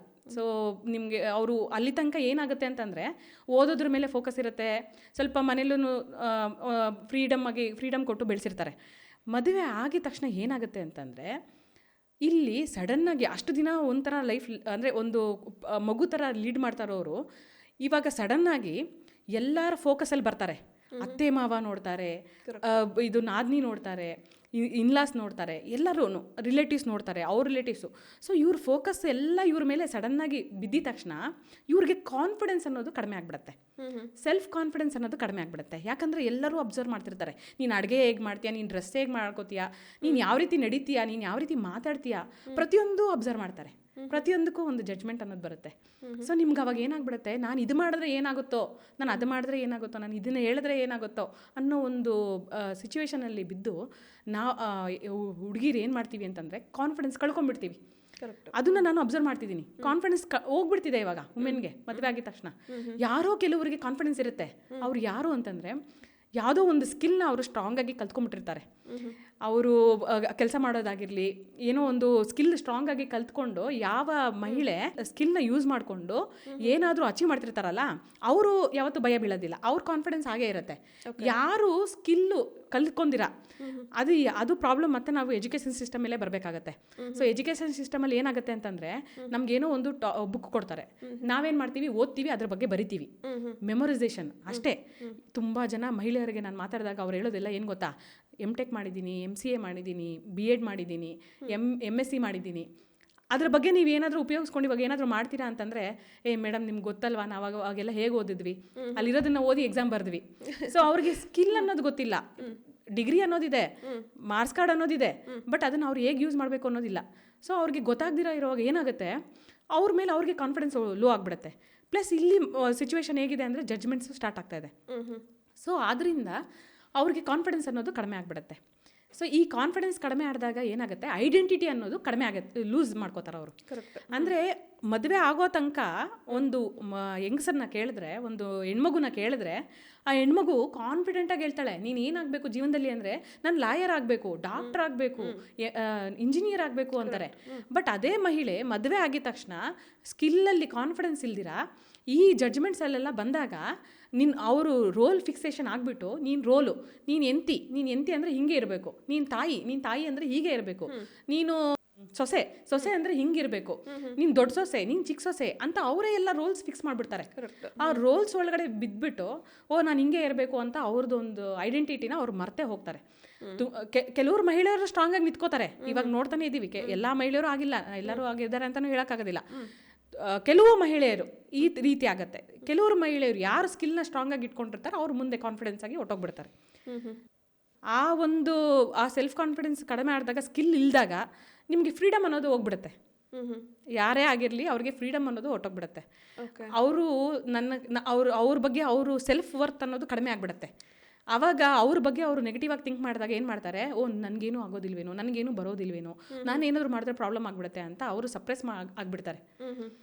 ಅದು ಆ ರೀತಿ ಒಂದು ಸಿಚುವೇಶನ್ಸು ಕ್ರಿಯೇಟ್ ಆಗ್ತಾ ಇದೆ. ಇದು ಸೊಸೈಟಿ ಪ್ರಾಬ್ಲಮ್ಮಾ ಇಲ್ಲ ಇದು ಏನು ಪ್ರಾಬ್ಲಮ್ ಅಂತ ನಾವು ಬ್ಲೇಮ್ ಮಾಡೋಕ್ಕಾಗೋದಿಲ್ಲ. But that is the reality. That is the reality that is happening ಅನ್ನೋದನ್ನು ನಾನು ಇಲ್ಲಿ ಹೇಳ್ತೀನಿ. ಓಕೆ, ಸೊ ಐಡೆಂಟಿಟಿನ ಅವರು ಗುರುತಿಸ್ಕೋಬೇಕು ಅಂತ ನೀವು ಅವರು ಗುರುತಿಸ್ಕೋಬೇಕು. ಯಾವ ರೀತಿ ಇಂಪ್ಯಾಕ್ಟ್ ಆಗ್ತಾ ಇದೆ ಅಂತಂದರೆ, ಯಾವ ರೀತಿ ಪ್ರಾಬ್ಲಮ್ಸ್ ಕ್ರಿಯೇಟ್ ಮಾಡ್ತಾ ಇದೆ ಅಂದರೆ, ಎಮೋಷ್ನಲಿ ಅವರು ಲೋ ಆಗಿಬಿಡ್ತಾ ಇದ್ದಾರೆ ವುಮೆನ್.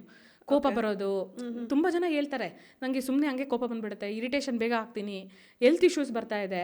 ಸೊ ಈ ರೀತಿ ಎಲ್ಲ ಪ್ರಾಬ್ಲಮ್ಸ್ ಆಗ್ತಾ ಇದೆ ಮನೆಯಲ್ಲಿ. ಯಾಕೆ ಅಂತಂದರೆ ಅವ್ರದ್ದೇ ಆದ ಒಂದು ಪೊಟೆನ್ಷಿಯಲ್ ಆಚೆ ಬರ್ತಿಲ್ಲ, ಯಾರು ರೆಕಗ್ನೈಸ್ ಮಾಡ್ತಿಲ್ಲ, ಅವ್ರಿಗೆ ಸಪೋರ್ಟ್ ಮಾಡ್ತಿಲ್ಲ. ನೀನು ಚೆನ್ನಾಗಿ ಮಾಡ್ತೀಯಾ, ನೀನು ಇದು ಅಂತ ಯಾರಾದರೂ ಹೇಳಿದ್ರೆ ಅವ್ರಿಗೆ ಖುಷಿ ಆಗುತ್ತೆ. ಅವ್ರು ಯಾವುದೇ ಕೆಲಸ ಮಾಡಿರ್ಬೋದು. ಬಟ್ ನಾವೇನು ಮಾಡ್ತೀವಿ, ಕ್ರಿಟಿಸೈಸ್ ಮಾಡ್ತೀವಿ ಮನೇಲಿ. ಹಿಂಗೆ ಅಡುಗೆನೇ ಮಾಡೋಕ್ಕೆ ಬರಲ್ಲ ಸರಿಯಾಗಿ, ಹಿಂಗೆ ಕಸನೇ ಸರಿಯಾಗಿ ಗುಡಿಸಲ್ಲ ನೀನು. ಆವಾಗ ಏನಾಗ್ಬಿಡುತ್ತೆ, ಆ ಹೆಣ್ಣು ಮಗು ನಾನು ಇಷ್ಟೇನಾ, ನನ್ನ ಲೈಫ್ ಇಷ್ಟೇನಾ, ನಾನು ಹೀಗೇನಾ ಅನ್ನೋದು ಹೋಗ್ಬಿಟ್ಟಾಗ ಅದು ಆಚೆಗೆ ಹೇಳ್ಕೊಳಕ್ಕಾಗ್ದಿರ ಬಾಡಿಯಲ್ಲಿ ಅದು ಎಫೆಕ್ಟು ಸ್ಟಾರ್ಟ್ ಆಗುತ್ತೆ.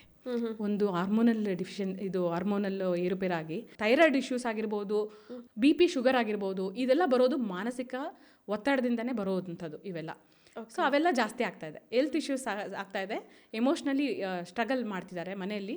ಅದು ಅವ್ರಿಗೊಬ್ಬರಿಗೆ ಆಗ್ತಿಲ್ಲ ಇಂಪ್ಯಾಕ್ಟು, ಆ ಮಗುಗೆ ಆಗ್ತಾ ಇದೆ, ಹೌದು, ಆ ಫ್ಯಾಮಿಲಿಗೆ ಆಗ್ತಾ ಇದೆ. ಯಾವತ್ತು ನಾವು ಮಹಿಳೆನ ಖುಷಿಯಾಗಿ ಇಟ್ಕೋತೀವಿ ಅವತ್ತು ಒಂದು ಫ್ಯಾಮಿಲಿ ಚೆನ್ನಾಗಿರುತ್ತೆ. ಯಾವತ್ತು ಆ ಫ್ಯಾಮಿಲಿ ಚೆನ್ನಾಗಿರುತ್ತೆ ಅದು ದೇಶ ಚೆನ್ನಾಗಿರುತ್ತೆ. ಹೌದು.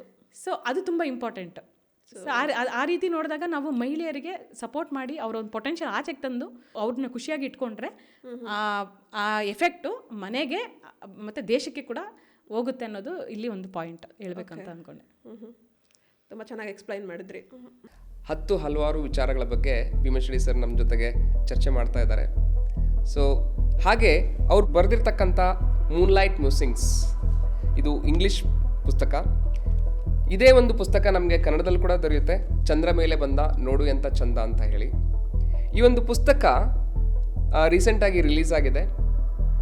ಇದನ್ನು ಪ್ರಾಣಿಗಳ ಮುಖಾಂತರ ಒಂದು ನಾಯಣ್ಣ ಅಂತ ಹೇಳಿ ಕರಿತೀವಿ. ಅದರಲ್ಲಿ ನಾಯಣ್ಣ ಮತ್ತು ಗೋಮಾತೆ ಅಂದರೆ ಒಂದು ಬುದ್ಧಿವಂತ ಸ್ಪಿರಿಚುವಲಲ್ಲಿ ಹೈ ಲೆವೆಲ್ ನಾಲೆಜ್ ಇರ್ತಕ್ಕಂಥ ಒಂದು ಪ್ರಾಣಿ ಅನ್ನೋ ಒಂದು ದೃಷ್ಟಿಯಿಂದ ಆ ಮೆಟಾಫರ್ ಆಗಿ ಯೂಸ್ ಮಾಡಿ ಬರೆದಿರ್ತಕ್ಕಂಥ ಒಂದು ಪುಸ್ತಕ. ಈ ಪ್ರಾಣಿಗಳು ಮನುಷ್ಯನ ಬಗ್ಗೆ ಮಾತಾಡ್ತಾ ಹೋಗ್ತವೆ. ಸೊ ಹಾಗೆ ಮನುಷ್ಯನ ಜೀವನ ಯಾವ ರೀತಿ ಇದೆ ಮತ್ತು ಮನುಷ್ಯ ಯಾವ ರೀತಿ ತನ್ನಲ್ಲಿ ಒಂದು ಕ್ವಶನ್ಗಳನ್ನು ಹಾಕೋಬೋದು ಮತ್ತು ಅವನ ಜೀವನವನ್ನು ಸಾಮಾನ್ಯ ಜೀವನದಿಂದ ಅತ್ಯುನ್ನತವಾದಂತಹ ಒಂದು ಜೀವನಕ್ಕೆ ಯಾವ ರೀತಿ ಕೊಂಡೊಯ್ಬೋದು, ಆಧ್ಯಾತ್ಮಿಕ ಒಂದು ಪ್ರವೇಶನ ಯಾವ ರೀತಿ ಮಾಡ್ಬೋದು ಅನ್ನೋದಕ್ಕೆ ಈ ಒಂದು ಪುಸ್ತಕ ನಿಮಗೆ ದಾರಿದೀಪವಾಗಿ ನಿಲ್ಲುತ್ತೆ. ಸೊ ಹಾಗಾಗಿ ಈ ಒಂದು ಪುಸ್ತಕವನ್ನು ನೀವು ಅಮೆಝಾನಲ್ಲಿ ಕೂಡ ಪರ್ಚೇಸ್ ಮಾಡ್ಬೋದು.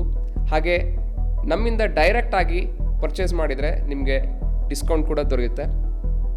ಆ ಒಂದು ಪರ್ಚೇಸಿಂಗ್ ಲಿಂಕ್ ಈ ಯೂಟ್ಯೂಬ್ ಡಿಸ್ಕ್ರಿಪ್ಷನ್ ಅಡಿಯಲ್ಲಿ ನಿಮಗೆ ಸಿಗುತ್ತೆ. ಆ ಲಿಂಕ್ನ ಕ್ಲಿಕ್ ಮಾಡೋದ್ರ ಮುಖಾಂತರ ಈ ಪುಸ್ತಕವನ್ನು ನೀವು ಪರ್ಚೇಸ್ ಮಾಡ್ಬೋದು. ನಿಮ್ಮ ಪ್ರಕಾರ ನಿಜವಾದ ಎಂಪವರ್ಮೆಂಟ್ ಅಂತಂದರೆ ಏನು? ಈಗ ಅದಕ್ಕೆ ಮನಿ ಇದ್ದರೆ ಎಂಪವರ್ಮೆಂಟಾ, ಮೈಂಡ್ಸೆಟ್ ಇರಬೇಕಾ, ಇಲ್ಲ ಮನೋಭಾವ ಇದ್ದರೆ ಎಂಪವರ್ಮೆಂಟ್ ಅಂತ ಹೇಳ್ಬೋದಾ? ಇದು ತುಂಬ ಒಳ್ಳೆ ಕ್ವಶನ್ ಕೇಳಿದ್ರಿ. ತುಂಬ ಜನ ಮಹಿಳೆಯರು ಇವಾಗ ವುಮೆನ್ ಎಂಪವರ್ಮೆಂಟು ಅಂದರೆ ತುಂಬ ರಾಂಗಾಗಿ ಥಿಂಕ್ ಮಾಡ್ತಾರೆ. ಅಂದರೆ ಎಂಪವರ್ಮೆಂಟ್ ಅಂದರೆ ಪಾರ್ಟಿಗೆ ಹೋಗಕ್ಕೆ ಬಿಡಬೇಕು, ರಾತ್ರಿ ಅರ್ಧ ರಾತ್ರಿಲಿ ನಾವು ಓಡಾಡಬೇಕು, ನಾವು ಯಾವ ಥರ ಬಟ್ಟೆ ಆದ್ರೂ ಹಾಕಿದ್ರು ಯಾರೂ ಕೇಳಬಾರ್ದು, ಅದು ನಮ್ಮ ಎಂಪವರ್ಮೆಂಟು ಅಂತ ತುಂಬ ಜನ ಮಹಿಳೆಯರು ನಾನು ಟಿ ವಿಯಲ್ಲೆಲ್ಲ ನೋಡ್ತಿರ್ತೀನಲ್ಲ ಆ ರೀತಿ ತೋರಿಸ್ತಿದ್ದಾರೆ. ಬಟ್ ಆ್ಯಕ್ಚುಲಿ ವುಮೆನ್ ಎಂಪವರ್ಮೆಂಟ್ ಅಂದರೆ ಏನು ಅಂದರೆ ಮೈಂಡ್ಸೆಟ್ಟು, ಅವರು ಮೈಂಡ್ಸೆಟ್ ಹೇಗೆ ಇದೆ. ಮತ್ತು ಒಂದು ಮಹಿಳೆ ಹಣ ಇಂಪಾರ್ಟೆಂಟೋ ಮೈಂಡ್ಸೆಟ್ ಇಂಪಾರ್ಟೆಂಟೋ ಅಂತ ಕೇಳಿದಾಗ, ಮತ್ತು ಫ್ರೀಡಮ್ ಇಂಪಾರ್ಟೆಂಟಾ ಅಂತ ಬಂದಾಗ, ನಿಜವಾದ ಫ್ರೀಡಮ್ ಆಗಿರ್ಬೋದು, ನಿಜವಾದ ಎಂಪವರ್ಮೆಂಟ್ ಅಂದರೆ ಒಂದು ಮೈಂಡ್ಸೆಟ್ಟು. ಓಕೆ, ನೀವು ಯಾವುದನ್ನಾದ್ರೂ ಯಾವ ರೀತಿ ತಗೋತೀರಾ? ಹೌದು, ನೀವು ಶಕ್ತಿ, ಸಂಪತ್ತು, ಸಮೃದ್ಧಿ ಅಂತ ನೋಡ್ತೀರಾ, ಇಲ್ಲ ಬ್ಲೇಮ್ ಗೇಮ್ ಆಡ್ತೀರಾ? ಓಕೆ, ಇವಾಗ ತುಂಬ ಜನ ಮಾಡೋದೇನಂತಂದರೆ ಬ್ಲೇಮ್, ಕಂಪ್ಲೇಂಟ್ ಮಾಡ್ತಾರೆ. ಅವರಿಂದ ನನ್ನ ಜೀವನ ಹಿಂಗಾಯಿತು, ಇವರಿಂದ ಹಿಂಗಾಯಿತು, ನನಗೆ ಈ ಸಿಚುವೇಶನಿಂದ ನಾನು ಈ ರೀತಿ ಆದೆ ಅನ್ನೋ ಕಂಪ್ಲೇನು ಮತ್ತು ಬ್ಲೇಮ್ ಗೇಮು ಮಾಡ್ತಿದ್ದಾಗ, ಕ್ರಿಟಿಸೈಸ್ ಮಾಡ್ತಿದ್ದಾಗ, ನಾನು ಹೀಗೇನೆ ಇಲ್ಲ ಅವ್ರು ಹೀಗೇನೆ ಅಂತ ನೀವು ಕ್ರಿಟಿಸೈಸ್ ಮಾಡುವಾಗ ನಿಮ್ಮದು ಏನಾಗುತ್ತೆ, ನಿಮ್ಮ ಒಂದು ಎಂಪವರ್ಮೆಂಟ್ ಇರೋದಿಲ್ಲ. ಅದರಲ್ಲಿ ನಿಮಗೆ ಪವರ್ ಅನ್ನೋದಿರೋದಿಲ್ಲ, ಶಕ್ತಿ ಅನ್ನೋದಿರೋದಿಲ್ಲ. ಯಾಕೆ ಅಂತಂದರೆ ನಿಮ್ಮ ಶಕ್ತಿ ಎಲ್ಲ ನೀವು ಬೇರೆಯವ್ರು ಕೊಟ್ಬಿಡ್ತಿದ್ದೀರಾ ಬ್ಲೇಮ್ ಮಾಡಿ. ಅವರಿಂದ ಅವ್ರು ಸರಿ ಹೋದರೆ ನನ್ನ ಜೀವನ ಸರಿ ಹೋಗುತ್ತೆ, ಅವ್ರು ಹಂಗೆ ಮಾಡಿದ್ರೆ ನಾನು ಸರಿ ಹೋಗ್ತೀನಿ ಅಂತ ನೀವು ಯಾವಾಗ ಬೇರೆಯವರ ಮೇಲೆ ಬ್ಲೇಮ್ ಆಗ್ತಿರಲ್ಲ, ಆವಾಗ ನಿಮಗೆ ಶಕ್ತಿ ಅನ್ನೋದಿರೋದಿಲ್ಲ. ಶಕ್ತಿ ಯಾವತ್ತಿರೋದಿಲ್ಲ ಆವಾಗ ನಿಮಗೆ ಹಣ ಅನ್ನೋದು ಬರೋದಿಲ್ಲ, ಫ್ರೀಡಮ್ ಅನ್ನೋದು ಬರೋದಿಲ್ಲ. ನೀವು ಕೆಳಗಡೆ ಸರ್ವೈವಲ್ ಮೋಡಲ್ಲಿ ಇದ್ದೋಗ್ಬಿಡ್ತೀರಾ. ಸರ್ವೈವಲ್ ಮೋಡಲ್ಲಿ ಇದ್ದಾಗ ನಿಮಗೆ ಎಂಪವರ್ಮೆಂಟ್ ಮೋಡ್ಗೆ ಹೋಗೋಕ್ಕಾಗೋದಿಲ್ಲ. ಸೊ ನಾನು ಹೇಳೋದೇನಂತಂದರೆ, ನೀವು ಫಸ್ಟು ಆ ಬ್ಲೇಮ್ನ ಸ್ಟಾಪ್ ಮಾಡಿ, ಕ್ರಿಟಿಸೈಸಮ್ನ ಸ್ಟಾಪ್ ಮಾಡಿ, ನೀವು ಕಂಪ್ಲೇಂಟ್ ಮಾಡೋದನ್ನು ಸ್ಟಾಪ್ ಮಾಡಿದಾಗ ನಿಮಗೆ ಪವರ್ ಬರುತ್ತೆ. ರೆಸ್ಪಾನ್ಸಿಬಿಲಿಟಿ ಅನ್ನೋದು ತೊಗೋಬೇಕು. ರೆಸ್ಪಾನ್ಸಿಬಿಲಿಟಿ ಯಾವತ್ತು ನಾವು ತೊಗೋತೀವಿ ನಮ್ಮ ಕೈಗೆ, ನನ್ನ ಜೀವನ ನನ್ನ ಕೈಯಲ್ಲಿದೆ, ನನ್ನ ಜೀವನ ನಾನು ಯಾವ ರೀತಿ ಮಾಡ್ತೀನಿ ಅನ್ನೋದು ನನ್ನ ಒಂದು ಕೈಯಲ್ಲಿದೆ ಅನ್ನೋದು ನೀವು ರೆಸ್ಪಾನ್ಸಿಬಿಲಿಟಿ ತೊಗೊಂಡಾಗ ನಿಮಗೆ ಪವರ್ ಬರುತ್ತೆ ಆಟೋಮೆಟಿಕ್ಕಾಗಿ. ನಿಮಗೆ ಶಕ್ತಿ ಫೀಲ್ ಆಗ್ತೀರಾ, ನೀವು ಸ್ಟ್ರಾಂಗಾಗಿ ಫೀಲ್ ಆಗ್ತೀರಾ.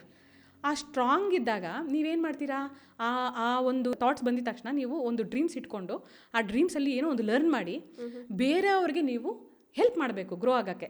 ಓಕೆ, ನಿಮ್ಗೇನೋ ಒಂದು ಪೊಟೆನ್ಷಿಯಲ್ ಇದೆ, ನೀವೇನೋ ಒಂದು ತುಂಬ ಚೆನ್ನಾಗಿ ಮಾಡ್ತೀರಾ. ಎಲ್ಲ ವುಮೆನ್ಗೂ ಅವ್ರದ್ದೇ ಆದ ಶಕ್ತಿ ಇರುತ್ತೆ. ಹೌದು, ನಾನು ತುಂಬ ಜನನ ಅಬ್ಸರ್ವ್ ಮಾಡಿದ್ದೀನಿ. ಅವರು 10th ಓದಿರ್ಬೋದು, 7th ಓದಿರ್ಬೋದು, ಡಿಗ್ರಿ ಮಾಡಿರ್ಬೋದು, ಏನೇ ಆಗಿರ್ಬೋದು, ಅವ್ರಿಗೆ ಏನೋ ಒಂದು ಸ್ಕಿಲ್ ಇರುತ್ತೆ, ಏನೋ ಒಂದು ಟ್ಯಾಲೆಂಟ್ ಇರುತ್ತೆ.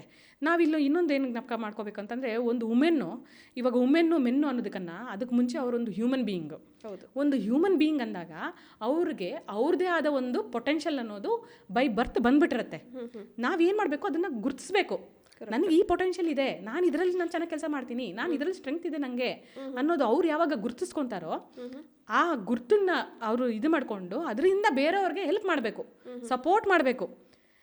ನಿಮ್ಮ ಹತ್ರ ಹಣ ಬರೋದು ಯಾವ ರೀತಿ ಅಂದರೆ, ನೀವು ಎಷ್ಟು ಜನಕ್ಕೆ ಸರ್ವ್ ಮಾಡ್ತೀರಾ, ಎಷ್ಟು ಜನನ ನೀವು ಗ್ರೋ ಮಾಡೋಕ್ಕೆ ಹೆಲ್ಪ್ ಮಾಡ್ತೀರಾ ಅನ್ನೋವಾಗ ಆಟೋಮೆಟಿಕ್ ಬೈ ಪ್ರಾಡಕ್ಟ್ ಹಣ ಬಂದ್ಬಿಡುತ್ತೆ ನಿಮ್ಮ ಹತ್ರ. ನಾವು ಹಣದ ಬಗ್ಗೆ ಯಾವತ್ತೂ ಫೋಕಸ್ ಮಾಡಬಾರ್ದು. ನನ್ನ ಜೀವನದಲ್ಲಿ ನಾನು ಕಲ್ತಿದ್ದಿಷ್ಟೇ, ನಾವು ಯಾವತ್ತೂ ಹಣದ ಮೇಲೆ ಫೋಕಸ್ ಮಾಡಬಾರ್ದು. ನಾವು ಡಿಫ್ರೆನ್ಸ್ ಸರ್ವ್ ಮಾಡಬೇಕು. ಬೇರೆಯವ್ರಿಗೆ ಸರ್ವ್ ಮಾಡಿದಾಗ ಅದರಲ್ಲಿ ಹಣ ಅನ್ನೋದು ನಮಗೆ ಬೈ ಡಿಫಾಲ್ಟ್ ಬಂದ್ಬಿಡುತ್ತೆ. ಓಕೆ. ಸೊ ಆ ಹಣ ಬಂದಾಗ ನಿಮಗೆ ಸ್ವತಂತ್ರ ಅನ್ನೋದು ಕೂಡ ಬಂದ್ಬಿಡುತ್ತೆ, ಫ್ರೀಡಮ್ ಬರುತ್ತೆ, ಚಾಯ್ಸ್ ಬರುತ್ತೆ, ನೀವು ತೊಗೋಬೋದು. ನೀವು ಯಾವತ್ತೂ ಕಾನ್ಫಿಡೆಂಟ್ ಆಗಿ, ನೀವು ಶಕ್ತಿಯಾಗಿ, ಯಾರನ್ನೂ ಬ್ಲೇಮ್ ಮಾಡ್ದಿರಾ, ನಿಮ್ಮದೇ ಆದ ಒಂದು ಕಾಲ್ ಮೇಲೆ ನೀವು ನಿಂತ್ಕೊಂತೀರಲ್ಲ, ಆವಾಗ ನಿಮಗೆ ಮನೆಯಲ್ಲಿ ಸಪೋರ್ಟ್ ಅನ್ನೋದು ಬಂದ್ಬಿಡುತ್ತೆ. ಸೊ ಆ ಫ್ರೀಡಮ್ ಅನ್ನೋದು ಬರುತ್ತೆ. ಮತ್ತು ನಾನು ಇನ್ನೊಂದು ಹೇಳಬೇಕು, ನಿಜವಾದ ಎಂಪವರ್ಮೆಂಟ್ ಏನಂತಂದರೆ, ಪ್ರತಿಯೊಬ್ಬ ಹೆಣ್ಮಗಳು ಫೈನಾನ್ಷಿಯಲಿ ಡಿಸಿಷನ್ ತೊಗೊಂಡು ಆ ಫೈನಾನ್ಷಿಯಲ್ ಡಿಸಿಷನ್ಸಿಂದ ಬೇರೆಯವ್ರಿಗೆ ಡಿಫ್ರೆನ್ಸ್ ಮಾಡೋ ಆದಾಗ ಅದು ನಿಜವಾದ ಒಂದು freedom. Do what you love and love what you do ಅನ್ನೋದೊಂದು ಗಾದೆ ಇದೆ. ಸೊ ಅದು ನಿಜವಾದ ಒಂದು ಫ್ರೀಡಮ್ ಅಂತ ನಾನು ಹೇಳಕ್ಕೆ ಇಷ್ಟಪಡ್ತೀನಿ. ತುಂಬ ಚೆನ್ನಾಗಿ ಎಕ್ಸ್ಪ್ಲೈನ್ ಮಾಡಿದ್ರಿ. ಸೊ ನಿಮ್ಮ ಪ್ರಕಾರ ನಿಜವಾದ ಯಶಸ್ವಿ ಮಹಿಳೆ ಅಂದರೆ ಹೇಗಿರಬೇಕು? ಸೊ ನಿಜವಾದ ಯಶಸ್ಸು ಅಂದರೆ success is not A destination, it is A journey ಅಂತ ಒಂದು ಗಾದೆ ಇದೆ. ಅಂದರೆ ನೀವು ಅದು ಒಂದು ಡೆಸ್ಟಿನೇಷನ್ ಅಲ್ಲ. ನಾನೊಂದು ಕೆಲಸ ಸಿಕ್ತು, ನಾನು ಸಕ್ಸಸ್ಫುಲ್ಲು ಅಂತ ನಾವು ಹೇಳೋಕ್ಕಾಗೋದಿಲ್ಲ, ಅದನ್ನು ಡಿಕ್ಲೇರ್ ಮಾಡೋದಕ್ಕಾಗೋದಿಲ್ಲ. ಸೊ ಯಾವ ಮಹಿಳೆ ಕಂಟಿನ್ಯೂಸ್ ಆಗಿ ಲರ್ನ್ ಮಾಡ್ಕೊತ, ಯಾವ ಮಹಿಳೆ ತಾನೂ ಗ್ರೋತ್ ಹಾಕ್ಕೊಂಡು, ಅಂದರೆ ತಾನೂ ಬೆಳೆದು ಬೇರೆಯವ್ರನ್ನೂ ಬೆಳೆಸ್ತಾರಲ್ಲ, ಅದು ನಿಜವಾದ ಯಶಸ್ಸು. ಅದಕ್ಕೆ ಲಿಮಿಟ್ ಇಲ್ಲ. ನೀನು ಇವತ್ತಿನ ದಿನ 20 ಜನಕ್ಕೆ ಸರ್ವ್ ಮಾಡ್ತಿದ್ರೆ, 20 ಜನ ನಿಮ್ಮ ಹತ್ರ ಕಸ್ಟಮರ್ ಇದ್ದರೆ, ನೀವು 1000 ಜನ ಆಗ್ಬೋದು, ಕೋಟಿ ಜನ ಮಾಡ್ಬೋದು. ಅದಕ್ಕೆ ಲಿಮಿಟ್ಲೆಸ್ಸು. ಅದಕ್ಕೆ ಯಶಸ್ಸು ಅನ್ನೋದಕ್ಕೆ ನಾನು ಯಾವತ್ತೂ ಯಶಸ್ವಿ ಮಹಿಳೆ ಅಂತ ಹೇಳೋಕ್ಕಾಗೋದಿಲ್ಲ. ಬಟ್ ಯಾವ ಮಹಿಳೆ, ನಾನು ಇವಾಗ ಹೇಳ್ದಾಗೇ, ಯಾವ ಮಹಿಳೆ ಕಂಟಿನ್ಯೂಸ್ ಆಗಿ ಲರ್ನ್ ಮಾಡ್ಕೊತ ತಾನೂ ಗ್ರೋತ್ ಆಗಿ ಬೇರೆಯವ್ರನ್ನೂ ಗ್ರೋತ್ ಮಾಡ್ತಾಳಲ್ಲ, ಆ ಮಹಿಳೆ ನನ್ನ ಒಂದು ಅನಿಸಿಕೆಯಲ್ಲಿ ಆ ಮಹಿಳೆ ನಿಜವಾದ ಯಶಸ್ವಿ ಅಂತ ಹೇಳ್ತೀವಿ. ನಾವು ಈ ಲರ್ನಿಂಗ್ ಅನ್ನೋದನ್ನು ಮಾತ್ರ ಖಂಡಿತವಾಗಿಯೂ ಯಾವತ್ತಿಗೂ ಸ್ಟಾಪ್ ಮಾಡಬಾರ್ದು. ಲರ್ನಿಂಗ್ ಅನ್ನೋದು ಅನ್ಲಿಮಿಟೆಡ್ ಇದೆ. ಓಕೆ. ಸರ್ವಿಸಿಂಗ್ ಅನ್ನೋದು ಅನ್ಲಿಮಿಟೆಡ್ ಇದೆ. ನಮ್ಮ ಥಾಟ್ಸ್ ಅನ್ನೋದು ಅನ್ಲಿಮಿಟೆಡ್ಡು. ಬೇರೆದಕ್ಕೆಲ್ಲ ಲಿಮಿಟೇಷನ್ಸ್ ಇರುತ್ತೆ. ಬಟ್ ಈ ಥಾಟ್ಸು, ಲರ್ನಿಂಗ್ಸು, ಸರ್ವ್ ಮಾಡೋದು ಅದೆಲ್ಲ ಅನ್ಲಿಮಿಟೆಡ್ ಆಗಿ ನೀವು ಮಾಡ್ಕೊತಾ ಹೋದಾಗ ನಿಮ್ಮನ್ನು ಯಶಸ್ವಿ ಅಂತ ನಾವು ಕಡಿಬೋದು. ತುಂಬ ಚೆನ್ನಾಗಿ ಎಕ್ಸ್ಪ್ಲೈನ್ ಮಾಡಿದ್ರಿ. ಸೊ ಫೈನಲಿ ನಾವು ಈ ರೆಕಾರ್ಡ್ ಕೊನೆ ಇದರಲ್ಲಿ ಬಂದಿದ್ದೀವಿ. ಸೊ ಈ ವಿಡಿಯೋ ನೋಡ್ತಿರೋಂತಹ ಪ್ರತಿಯೊಬ್ಬ ಮಹಿಳೆಗೆ ಏನಾದರೂ ಸಂದೇಶ ಅಂತ ಕೊಡಬೇಕು ಅಂದರೆ ನೀವು ಯಾವ ಥರ ಹೇಳ್ತೀರಾ? ಈ ವಿಡಿಯೋ ನೋಡ್ತಾ ಇರೋವಂತಹ ಪ್ರತಿ ಮಹಿಳೆಗೆ ನಾನು ಕೊಡುವಂಥ ಸಂದೇಶ ಏನು ಅಂತಂದರೆ, ನೀವು ಸಮೃದ್ಧಿನಿಯಾಗಿ ಇರಿ. ಸಮೃದ್ಧಿನಿ ಅಂದರೆ ಯಾರು ಗೊತ್ತಾ? ತನ್ನ ವ್ಯಾಲ್ಯೂಸ್, ನನ್ನ ವ್ಯಾಲ್ಯೂ ನನ್ನ ಲೈಫಲ್ಲಿ ಇದೆ ಅಂತ ಬಿಲೀವ್ ಮಾಡೋ ಅಂಥ ಮಹಿಳೆ, ಹಾಗೂ ನನ್ನ ಪೊಟೆನ್ಷಿಯಲ್ ಇದೆ ಅಂತ ಗುರುತಿಸಿ ಆ ಪೊಟೆನ್ಷಿಯಲ್ನ ಬೇರೆಯವರಿಗೆ ಯೂಸ್ ಆಗೋ ರೀತಿಯಲ್ಲಿ, ಬೇರೆಯವ್ರನ್ನ ಗ್ರೋ ಆಗೋ ರೀತಿಯಲ್ಲಿ ಮಾಡೋ ಅಂಥ ಶಕ್ತಿ, ಸಂಪತ್ತು, ಸಮೃದ್ಧಿ, ಸ್ವತಂತ್ರ, ಇಂತಹ ಒಂದು ಸ್ಕಿಲ್ಸ್ನ ನೀವು ಅಳವಡಿಸ್ಕೊಂಡಾಗ, ನಿಮ್ಮಲ್ಲಿರುವಂತಹ ಲಕ್ಷ್ಮಿ ಎನರ್ಜಿಯನ್ನು ನೀವು ಆ್ಯಕ್ಟಿವೇಟ್ ಮಾಡಿ ಅದನ್ನು ನೀವು ಒಂದು ರೀತಿಯಲ್ಲಿ ಯೂಸ್ ಮಾಡಿಕೊಂಡಾಗ ನಿಮ್ಮ ಒಂದು ಲೈಫು ನೀವು ಅಂದ್ಕೊಂಡಿರೋ ರೀತಿಗನ್ನು ತುಂಬ ಚೆನ್ನಾಗಿರುತ್ತೆ. ಸೊ ನಾನು ಇವಾಗ ನೋಡ್ತಾ ಇರೋ ಪ್ರತಿಯೊಬ್ಬ ಮಹಿಳೆಗೆ ಏನಂತ ಹೇಳ್ತಿದ್ದೀನಿ ಅಂತಂದರೆ, ನೀವು ಸಮೃದ್ಧಿನಿಯಾಗಿ, ನೀವು ಆಲ್ರೆಡಿ ಸಮೃದ್ಧಿನಿ, ಅದನ್ನು ನೀವು ಜಸ್ಟು ಒಂದು ರೆಕಗ್ನೈಸ್ ಮಾಡಬೇಕು. ನನ್ನಲ್ಲೂ ಈ ಕ್ವಾಲಿಟೀಸ್ ಇದೆ, ಎಲ್ಲ ಮಹಿಳೆಯರು ಸಮೃದ್ಧಿನಿಯರೇ. ಆದರೆ ಅದನ್ನು ನೀವು ರೆಕಗ್ನೈಸ್ ಮಾಡಬೇಕು, ಪ್ರೆಸೆಂಟ್ ಆಗಬೇಕು, ಅವೇರ್ನೆಸ್ ಇರಬೇಕು ನಿಮಗೆ. ಹೌದು, ನನ್ನ ವ್ಯಾಲ್ಯೂಸ್ ಇದು, ನನ್ನ ಪೊಟೆನ್ಷಿಯಲ್ ಇದು, ನಾನು ಇದನ್ನು ಯೂಸ್ ಮಾಡಿಕೊಂಡು ಬೇರೆಯವ್ರನ್ನ ಗ್ರೋ ಮಾಡ್ತೀನಿ ಅನ್ನೋಂಥ. ಒಂದು ವೇಳೆ ನೀವು ಆ ರೀತಿ ಇದೆ, ನನಗೆ ಈ ರೀತಿ ಅನಿಸಿಕೆಗಳಿದೆ, ನಾನು ಒಂದು ಸಮೃದ್ಧಿನಿ ಅಂತ ನಿಮ್ಗೆ ಅನಿಸಿದ್ರೆ, ನನ್ನ ಒಂದು ಮಿಷನ್ ಇದೆ ಅಲ್ಲ, ಅದಕ್ಕೆ ಜಾಯ್ನ್ ಆಗಿ. ಸೊ ನಮ್ಮ ಡಿಜಿಟಲ್ ಮಹಾಲಕ್ಷ್ಮಿ ಒಂದು ಮಿಷನ್ ಏನಪ್ಪ ಅಂತಂದರೆ, ಕರ್ನಾಟಕದ ಪ್ರತಿಯೊಬ್ಬ ಮಹಿಳೆ ಪ್ರತಿ ಡಿಜಿಟಲ್ ಮಹಾಲಕ್ಷ್ಮಿ ಒಬ್ಬ ಸಮೃದ್ಧಿನಿ ಅಂತ. ಸೊ ಇದಕ್ಕೆ ನಾವು ಎಲ್ಲರೂ ಜಾಯ್ನ್ ಆಗಿ ನಮ್ಮ ಕರ್ನಾಟಕನ ನಾವು ಟಾಪ್ GDP ಪೇಯರ್ಸಲ್ಲಿ ಇಡಬೇಕು. ಇವತ್ತಿಂದ ನರೇಂದ್ರ ಮೋದಿ ಹೇಳ್ತಿರ್ತಾರೆ, sell to India, buy from India ಅಂತ. ಅಂದರೆ ನಮ್ಮ ಒಂದು ವಸ್ತುಗಳು, ನಮ್ಮ ಒಂದು ಫೈನಾನ್ಸ್ ಏನಿದೆ ಅಲ್ಲ, ನಮ್ಮ ಒಳಗಡೆನೇ ಆದರೆ ನಮ್ಮ ಒಂದು ಆರ್ಥಿಕ ಸ್ವತಂತ್ರ ಏನಿದೆ ಅಲ್ಲ, ಆರ್ಥಿಕ ಡೆವಲಪ್ಮೆಂಟ್ ಏನಿದೆ ಅಲ್ಲ, ಅದು ತುಂಬ ಚೆನ್ನಾಗಾಗುತ್ತೆ ಅಂತ ಮೋದಿಜಿಯವರು ಹೇಳೋದನ್ನು ನಾವು ಕೇಳ್ತೀವಿ. ಅದೇ ರೀತಿ ಕರ್ನಾಟಕದಲ್ಲಿ ಕನ್ನಡದ ಮಹಿಳೆಯರು GDPಗೆ ಫೈನಾನ್ಷಿಯಲಿ ಇನ್ವಾಲ್ವ್ ಆಗಬೇಕು. ನಿಮ್ಗೆ ಗೊತ್ತಾ, ಬರೀ 18% of women are contributing to economically to India. ಅದು ಚೇಂಜ್ ಆಗಬೇಕು. 18% ಯಾಕೆ, ವೈ ನಾಟ್ 50%? 50% ನಾವು ಕಾಂಟ್ರಿಬ್ಯೂಟ್ ಮಾಡಬೇಕು GDPಗೆ. ಮತ್ತು ಇಲ್ಲಿ ಕೆಲವು ಮಹಿಳೆಯರು ಹೇಳ್ತಾರೆ, ಅಯ್ಯೋ ಎಷ್ಟೊಂದು ಜನ, ತುಂಬ ಜನ ಮಹಿಳೆಯರು ಬಿಸ್ನೆಸ್ ಮಾಡ್ತಿದ್ದಾರೆ, ಜೆಂಟ್ಸ್ ಮಾಡ್ತಿದ್ದಾರೆ ಅಂತ ಆ ರೀತಿ ಎಲ್ಲ ಹೇಳ್ತಾರೆ. ಸೊ ಅದು ಒಂದು ಸ್ಕೇರ್ಸಿಟಿ ಮೈಂಡ್ಸೆಟ್ಟು. ಅಂದರೆ ಸ್ಕೇರ್ಸಿಟಿಯಲ್ಲಿ ಮಾತ್ರ ಕಾಂಪಿಟೇಷನ್ ಅನ್ನೋದು ಬರುತ್ತೆ. ನಮಗೆ ಎಷ್ಟು ಜನ ಬಂದು ಎಷ್ಟು ಜನ ಇನ್ವಾಲ್ವ್ ಆದರೆ ಅಷ್ಟು ಚೆನ್ನಾಗಿ ದುಡ್ಡು ಸರ್ಕ್ಯುಲೇಟ್ ಆಗುತ್ತೆ. ಅದು ಒಂದು ಫೈನಾನ್ಷಿಯಲಿ ಆಗಿರ್ಬೋದು, ಮೈಂಡ್ ಸೆಟ್ ಆಗಿರ್ಬೋದು. ಸೊ ಆ ರೀತಿ ಒಂದು ಪ್ರತಿಯೊಬ್ಬ ಮಹಿಳೆಯೂ JDPಯಲ್ಲಿ ಕಾಂಟ್ರಿಬ್ಯೂಟ್ ಮಾಡಬೇಕು. ಫೈನಾನ್ಷಿಯಲಿ ಎಕನಾಮಿಕಲಿ ನಾವು ಪ್ರತಿಯೊಬ್ಬ ಮಹಿಳೆಯೂ, ಕನ್ನಡದ ಮಹಿಳೆಯರು ಇನ್ವಾಲ್ವ್ ಆಗಬೇಕು ಅಂತ ನನ್ನ ಒಂದು ಅನಿಸಿಕೆ, ನನ್ನ ಒಂದು ರಿಕ್ವೆಸ್ಟ್ ಆ್ಯಕ್ಚುಲಿ. ತುಂಬ ಒಳ್ಳೆಯ ಸಂದೇಶ ಕೊಟ್ರಿ. ಸೊ ಇವಾಗ ಫೈನಲ್ ಆಗಿ ನಾವು ರ್ಯಾಪಿಡ್ ಫೈರ್ ರೌಂಡಿಗೆ ಹೋಗೋಣ. So I last the question. So ಯಾವುದು ಅಂತ ನೀವು ಸೆಲೆಕ್ಟ್ ಮಾಡಬೇಕು. Sure. So career or family? Family. Freedom or security? Freedom. Love or self respect? Love. Adjust or speak up? Speak up. Okay, ತುಂಬ ಚೆನ್ನಾಗಿ ಹೇಳಿದ್ರಿ. ವುಮೆನ್ ಬಗ್ಗೆ ಮಾತಾಡಬೇಕಾದ್ರೆ ವುಮೆನ್ ಆರ್ ಎಮೋಷ್ನಲಿ ವೀಕ್ ಅಂತ ಹೇಳ್ತಾರಲ್ವ. ಸೊ ನಿಮ್ಮ ಥಾಟ್ ಏನು ಇದ್ರ ಬಗ್ಗೆ? ವುಮೆನ್ನು ಎಮೋಷ್ನಲಿ ವೀಕ್ ಅಲ್ಲ, ಅವರು ಎಮೋಷ್ನಲಿ ಸೆನ್ಸಿಟಿವ್. ಅಂದರೆ ಎಮೋಷ್ನಲಿ ಸೆನ್ಸಿಟಿವ್ ಅಂದರೆ ಅವರು ಬೇಗನೆ ಒಂದು ಎಮೋಷನ್ಸ್ನ ಫೀಲ್ ಮಾಡ್ತಾರೆ. ಅದು ಆ್ಯಕ್ಚುಲಿ ವೀಕ್ನೆಸ್ ಅಲ್ಲ, ಅದು ಸ್ಟ್ರೆಂಗ್ತು. ಅದನ್ನು ಯಾವ ರೀತಿ ನಾವು ಯೂಸ್ ಮಾಡಬೇಕು ಪ್ರೊಡಕ್ಟಿವ್ ಆಗಿ ಅನ್ನೋದನ್ನು ನಾವು ಕಲಿಬೇಕು. ಸೊ ನಾವು ಆ ಎಮೋಷನ್ಸ್ನ ಒಂದು ನೆಗೆಟಿವ್ ಎಮೋಷನ್ಸ್ ಏನಿದೆ ಅಲ್ಲ, ಇವಾಗ ನಾನು ಹೇಳ್ದಾಗೆ ಕಂಪ್ಲೇನ್ ಆಗಿರ್ಬೋದು, ಬ್ಲೇಮ್ ಆಗಿರ್ಬೋದು, ಆ್ಯಂಗರ್ನೆಸ್ ಆಗಿರ್ಬೋದು, ಇದೆಲ್ಲ ಒಂದು ಸರ್ವೈವಲ್ ಎಮೋಷನ್ಸ್ ಅಂತ ಅಂತಾರೆ. ಹೈಯರ್ ಲೆವೆಲ್ ಆಫ್ ಎಮೋಷನ್ಸ್ ಅಂತಂದರೆ ಏನು ಗೊತ್ತಾ, ಗ್ರ್ಯಾಟಿಟ್ಯೂಡ್ ಫೀಲ್ ಆಗಿರ್ಬೋದು, ಒಂದು ಲವ್ ಫೀಲಿಂಗ್ ಆಗಿರ್ಬೋದು, ಮತ್ತು ಬೇರೆಯವ್ರಿಗೆ ಏನಾದರೂ ಹೆಲ್ಪ್ ಮಾಡಬೇಕು ಅನ್ನೋ ಎಮೋಷನ್ಸ್ಗೆ ಹೋದಾಗ, ಅಂಥ ಎಮೋಷನ್ಸ್ ನಾವು ಜಾಸ್ತಿ ಫೀಲ್ ಆದಾಗ ನಮ್ಮದು ಗ್ರೋತ್ ಅನ್ನೋದು ಎಕ್ಸ್ಪ್ಯಾನ್ಷನ್ ಆಗುತ್ತೆ, ಕರೆಕ್ಟ್, ಮಲ್ಟಿಪ್ಲೈ ಆಗುತ್ತೆ. ಸೊ ನಮ್ಮ ಸುತ್ತ ಇರೋರು ಕೂಡ ಅವ್ರ ಗ್ರೋತ್ ಅನ್ನೋದು ಆಟೋಮೆಟಿಕ್ ಆಗಿಬಿಡುತ್ತೆ.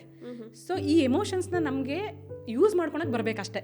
ಸೊ ಅದರಲ್ಲಿ ಗ್ಯಾಪ್ ಇದೆ ಅನ್ನೋದು ನಾನು ಹೇಳ್ತೀನಿ. ತುಂಬ ಚೆನ್ನಾಗಿ ಹೇಳಿದ್ರಿ. ಸೊ ಇವಾಗ ಸಕ್ಸಸ್ಫುಲ್ ವುಮೆನ್ ಯಾರು ಇರ್ತಾರಲ್ಲ, ಅವರು ಫ್ಯಾಮಿಲಿಯಲ್ಲಿ ಹ್ಯಾಪಿಯಾಗಿರಲ್ಲ ಅನ್ನೋದೊಂದು ಥಾಟ್ ಇದೆ, ಅಂದರೆ ಅದು ಅನಿಸಿಕೆ ಇದೆ. ಅದು ಕರೆಕ್ಟೇನಾ? ಇಲ್ಲ, ನನ್ನ ಪ್ರಕಾರ ಆ ಥರ ಏನು ಅನಿಸಿಲ್ಲ. ಸಕ್ಸಸ್ಫುಲ್ ವುಮೆನ್ ಅಂತಂದರೆ ಅವ್ರು ಸಕ್ಸಸ್ ಆದರೆ ಅವ್ರ ಫ್ಯಾಮಿಲಿ ಕೂಡ ಸಕ್ಸಸ್ ಆಗ್ಬೋದು ಅದರಿಂದ. ಸೊ ಆ ಥಿಂಕಿಂಗಿಂದ ಅದನ್ನು ನಾವು ಹೊರಗಡೆ ಬರಬೇಕಷ್ಟೇ. ಸಕ್ಸಸ್ಫುಲ್ ವುಮೆನ್ ಇದ್ದರೆ ಹ್ಯಾಪಿ ಲೈಫ್ ಲೀಡ್ ಮಾಡೋಕ್ಕಾಗಲ್ಲ. ಅದು ನನ್ನ ಪ್ರಕಾರ ಅದು ಸುಳ್ಳು ಅಂತ ಹೇಳ್ಬೋದು. ಸೊ ಬಿಕಾಸ್ ಸುಧಾಮೂರ್ತಿ ನೋಡಿದ್ರೆ ಅವ್ರು ಎಷ್ಟು ಸಕ್ಸಸ್ಫುಲ್ ಆಗಿದ್ದಾರೆ, ಫ್ಯಾಮಿಲಿಯಲ್ಲೂ ಕೂಡ ಸಕ್ಸಸ್ಫುಲ್ ಆಗಿದ್ದಾರೆ. ಸೊ ಅಂಥವ್ರನ್ನ ನಾವು ಇದನ್ನು ತೊಗೊಂಡು ಇನ್ಸ್ಪಿರೇಷನ್ ಆಗಿ ತೊಗೊಂಡು ನಾವು ಬ್ಯಾಲೆನ್ಸ್ ಮಾಡ್ಬೋದು ಅಂತ ಅನಿಸುತ್ತೆ. ಹೌದು, ಖಂಡಿತವಾಗಿಯೂ. ಸೊ ನಾನು ಆವಾಗಲೇ ಹೇಳ್ದಂಗೆ, ಒಂದು ಫ್ಯಾಮಿಲಿಯಲ್ಲಿ ಯಾವಾಗ ಒಂದು ವುಮೆನ್ನು ಖುಷಿಯಾಗಿ ಇರ್ತಾರಲ್ಲ, ಆ ಫ್ಯಾಮಿಲಿ ಮಗು ಚೆನ್ನಾಗಿರುತ್ತೆ. ಆ ಮಗು ಚೆನ್ನಾಗಿದ್ದಾಗ ಮಕ್ಕಳು ಚೆನ್ನಾಗಿರ್ತಾರೆ. ಅದೇ ಒಂದು ಹೆಣ್ಣು ಖುಷಿಯಾಗಿದ್ದರೆ ಮಕ್ಕಳು ಖುಷಿಯಾಗಿರ್ತಾರೆ, ಆ ಮಕ್ಕಳು ಖುಷಿಯಾಗಿದ್ದರೆ ಇಡೀ ಫ್ಯಾಮಿಲಿ ಖುಷಿಯಾಗಿರುತ್ತೆ, ಇಡೀ ಫ್ಯಾಮಿಲಿ ಖುಷಿಯಾಗಿದ್ದರೆ ಇಡೀ ಇಂಡಿಯಾನೇ ಖುಷಿಯಾಗಿರುತ್ತೆ, ಭಾರತ ದೇಶನೇ ಖುಷಿಯಾಗಿರುತ್ತೆ ಅನ್ನೋವಂಥದ್ದು ಅದು ನಿಜ ಅಲ್ವಾ? ಸೊ ಅದನ್ನು ನಾವು ಹೇಳ್ಬೇಕು ಅಂತ ಅನ್ಕೋತೀವಿ. ಹೌದು. ಓಕೆ. ಕೆಲವೊಬ್ರು ವುಮೆನ್ಸ್ಗೆ ಮೈಂಡ್ ಸೆಟ್ ಇರುತ್ತೆ. ಸೊ ನಮ್ಮ ಮನೆಯಲ್ಲಿ ಆಸ್ತಿ ಇದೆ, ನಮ್ಮ ಹಸ್ಬೆಂಡ್ ಅರ್ನ್ ಮಾಡ್ತಿದ್ದಾರೆ, ಸೊ ಈ ಥರ ಎಲ್ಲ ಇರಬೇಕಾದ್ರೆ ನಾನು ಯಾಕೆ ಈ ಥರ ಹೊರಗಡೆ ಹೋಗಿ ದುಡಿಬೇಕು, ಇಲ್ಲ ಏನು ಮಾಡಬೇಕು ಅಂತ ಆ ಥರ ಥಿಂಕ್ ಮಾಡ್ತಿರ್ತಾರೆ. ಆ ಥರದವ್ರಿಗೆ ಏನಂತ ಹೇಳೋಕ್ಕೆ ಇಷ್ಟಪಡ್ತೀರಾ? ಹೌದು, ಇದನ್ನು ನಾನು ತುಂಬ ಜನ ಹತ್ರ ನೋಡಿ ಕೇಳಿಸ್ಕೊಂಡಿದ್ದೀನಿ. ಮನೆಯಲ್ಲಿ ನಮಗೆ ಫೈನಾನ್ಷಿಯಲ್ ಪ್ರಾಬ್ಲಮ್ ಇಲ್ಲ ಅನ್ನೋದು ಆಗಲಿ, ನಮ್ಮ ಹತ್ರ ಪ್ರಾಪರ್ಟೀಸ್ ಇದೆ ಅನ್ನೋದಾಗಲಿ, ಆ ಮೈಂಡ್ ಸೆಟ್ಟಲ್ಲಿ ಕೂಡ ತುಂಬ ಜನ ಇರ್ತಾರೆ. ಸೊ ಅಂಥವ್ರಿಗೆ ನಾನು ಹೇಳೋದೇನಂತಂದರೆ, ಸೊ ಕೆಲವೊಂದು ನಮಗೆ ಗಿಫ್ಟಾಗಿ ಕೊಟ್ಟಿರ್ತಾರೆ ದೇವರು. ಅಂದರೆ ನಾವೇನು ಮಾಡ್ದಿರೇ ನಮಗೆ ಬಂದುಬಿಟ್ಟಿರುತ್ತೆ. ಅಂತಹ ಒಂದು ಥಿಂಗ್ಸ್ಗೆ ನಾವು ಗ್ರೇಟ್ಫುಲ್ ಆಗಿರಬೇಕು. ಅದರ ಬಗ್ಗೆ ನಾವು ಪ್ರೌಡ್ ಫೀಲ್ ಆಗೋಕ್ಕೆ ಆಗೋದಿಲ್ಲ. ಯಾಕಂದರೆ ನಮ್ಮ ಒಂದು ಎಫರ್ಟ್ ಇಲ್ದಿರ ಬಂದಿರೋ ಅಂಥ ಗಿಫ್ಟ್ಸ್ ಅದು. ಅದಕ್ಕೆ ನಾವು ಗ್ರೇಟ್ಫುಲ್ ಆಗಿರಬೇಕು. ಕೆಲವೊಂದು ನಮ್ಮಲ್ಲಿರೋವಂಥ ವಿಷಯಗಳು, ಇವಾಗ ಗಿಫ್ಟು ಏನೋ ಒಂದು ಕೊಟ್ಟರು ದೇವರು, ಅದನ್ನು ನಾವು ಯೂಸ್ ಮಾಡಿಕೊಂಡು ಬೇರೆಯವ್ರಿಗೆ ನಾವು ಯಾವ ರೀತಿ ಅದನ್ನು ಸಪೋರ್ಟ್ ಮಾಡ್ತೀವಿ, ಗ್ರೋ ಆಗೋಕ್ಕೆ ಹೆಲ್ಪ್ ಮಾಡ್ತೀವಿ ಅನ್ನೋದ್ರ ಮೇಲೆ ನಮ್ಮ ಪ್ರೌಡ್ನೆಸ್ ಡಿಪೆಂಡ್ ಆಗುತ್ತೆ. ಸೊ ಅದಕ್ಕೆ ಎಫರ್ಟ್ ಹಾಕಬೇಕಾಗತ್ತೆ. ಸೊ ಇವತ್ತಿನ ದಿನ ನಾನು ಇಲ್ಲಿದ್ದೀನಿ ಅಂತಂದರೆ ಯಾವುದೋ ನಮ್ಮ ಒಂದು ಪ್ರಾಪರ್ಟಿಯಿಂದನೋ, ಯಾವುದೋ ನನ್ನ ತಂದೆ ಏನೋ ಮಾಡಿದ್ದಾರೆ ಅಂತನೋ, ನನ್ನ ಹಸ್ಬೆಂಡ್ ಏನೋ ಮಾಡಿದ್ದಾರೆ ಅಂತ ಆ ಒಂದು ಕಾಂಟೆಕ್ಸ್ಟಲ್ಲಿ ದುಡ್ಡಿದೆ ಅಂತ ನಾನು ಬಂದಿಲ್ಲ ಇಲ್ಲಿ. ಸೊ ಬಂದಿರೋದೇನು ಅಂತಂದರೆ, ನನಗೊಂದು ಟ್ಯಾಲೆಂಟ್ ಇದೆ, ನನಗೊಂದು ಗಿಫ್ಟ್ ಇದೆ. ಏನು ಮಾತಾಡೋದಾಗಿರ್ಬೋದು, ಧೈರ್ಯವಾಗಿ ಮುಂದೆ ಹೋಗೋದಾಗಿರ್ಬೋದು, ಅದು ನನಗೆ ಬೈ ಬರ್ತ್ ಬಂದಿದೆ, ದೇವ್ರು ಕೊಟ್ಟಿರೋಂಥ ಗಿಫ್ಟ್ ಅದು. ಆ ಗಿಫ್ಟನ್ನ ನಾನು ಯೂಸ್ ಮಾಡಿಕೊಂಡು ಬೇರೆಯವ್ರಿಗೆ ನಾನು ಏನು ಮಾಡಬೇಕು, ಸಪೋರ್ಟ್ ಮಾಡಬೇಕು ಅಂತ ಹೋಗ್ತಿದ್ದೀನಲ್ಲ, ಇದು ಎಫರ್ಟಿಂದ ಬಂದಿರೋಂಥದ್ದು. ಇದರ ಬಗ್ಗೆ ನಾನು ಪ್ರೌಡ್ ಆಗ್ಬೋದು, ಬಟ್ ಆದರೆ ಗಿಫ್ಟ್ಸ್ ಬಗ್ಗೆ ನಾವು ಪ್ರೌಡ್ ಆಗೋಕ್ಕಾಗೋದಿಲ್ಲ. ಸೊ ನಾನು ಪ್ರತಿ ಮಹಿಳೆ ಪ್ರೌಡಾಗಿ ಫೀಲ್ ಆಗಬೇಕು ಅಂದರೆ, ನಿಮಗೆ ದೇವರು ಕೊಟ್ಟಿರೋಂತಹ ಗಿಫ್ಟ್ನ ಯೂಸ್ ಮಾಡಿ ಬೇರೆಯವ್ರಿಗೆ ಸಪೋರ್ಟ್ ಮಾಡಿ ಗ್ರೋ ಆಗಕ್ಕೆ. ಮತ್ತು ಅದು ಮಾಡಬೇಕು ಅಂತಂದರೆ ನಮ್ಮಲ್ಲೇ ಆದ ಒಂದು ಶಕ್ತಿ ಇದೆ, ದೇವಿ ಶಕ್ತಿ ಪ್ರತಿಯೊಬ್ಬ ಮಹಿಳೆಯಲ್ಲೂ ಇದೆ. ಆ ದೇವಿ ಶಕ್ತಿಯನ್ನು ಯೂಸ್ ಮಾಡ್ಕೊತ ನಮ್ಮ ಕುಟುಂಬವನ್ನೇ ಅಲ್ಲ, ಪ್ರಪಂಚಕ್ಕೆ ಕೂಡ ಹೆಲ್ಪ್ ಮಾಡೋಣ, ದೇಶಕ್ಕೆ ಕೂಡ ಹೆಲ್ಪ್ ಮಾಡೋಣ ಅನ್ನೋ ಒಂದು ಮೈಂಡ್ಸೆಟ್ಟಲ್ಲಿ ಪ್ರತಿಯೊಬ್ಬ ಮಹಿಳೆಯೂ, ಎಸ್ಪೆಷಲಿ ಕರ್ನಾಟಕದ ಮಹಿಳೆ, ಕನ್ನಡದ ಮಹಿಳೆಯರು ಬರಬೇಕು ಮುಂದೆ ಅಂತ ನಾನು ಕೇಳ್ಕೊತ, ಕನ್ನಡದ ಪ್ರತಿಯೊಬ್ಬ ಮಹಿಳೆಗೂ happy women's day. Thank you Pavana. So ನಿಮ್ಮ ಜೊತೆ ಡಿಸ್ಕಷನ್ ಮಾಡಿದ್ದು ತುಂಬ ಚೆನ್ನಾಗಿತ್ತು. ಇದರಿಂದ ನಾವು ತಿಳ್ಕೊಂಡಿದ್ದು ಏನಂತಂದರೆ, ನಮ್ಮಲ್ಲಿರೋಂಥ ಶಕ್ತಿನ ನಮ್ಮ ಮನೆಗೆ ಅಲ್ಲ, ಸೊ ನಮ್ಮಲ್ಲಿರೋಂಥ ಶಕ್ತಿನ ಐಡೆಂಟಿಫೈ ಮಾಡಿ ಇಡೀ ದೇಶಕ್ಕೆ ಸ್ಪ್ರೆಡ್ ಮಾಡಿ, ಸೊ ಎಲ್ಲರೂ ಹ್ಯಾಪಿ ಆಗಿರೋಣ. Happy women's day one day ಅಲ್ಲ, ಸೊ ಎಲ್ಲ ಡೇನೂ happy women's day, strong women's day ಅಂತ ನಾವು ಸೆಲೆಬ್ರೇಟ್ ಮಾಡೋಣ. So thank you every one.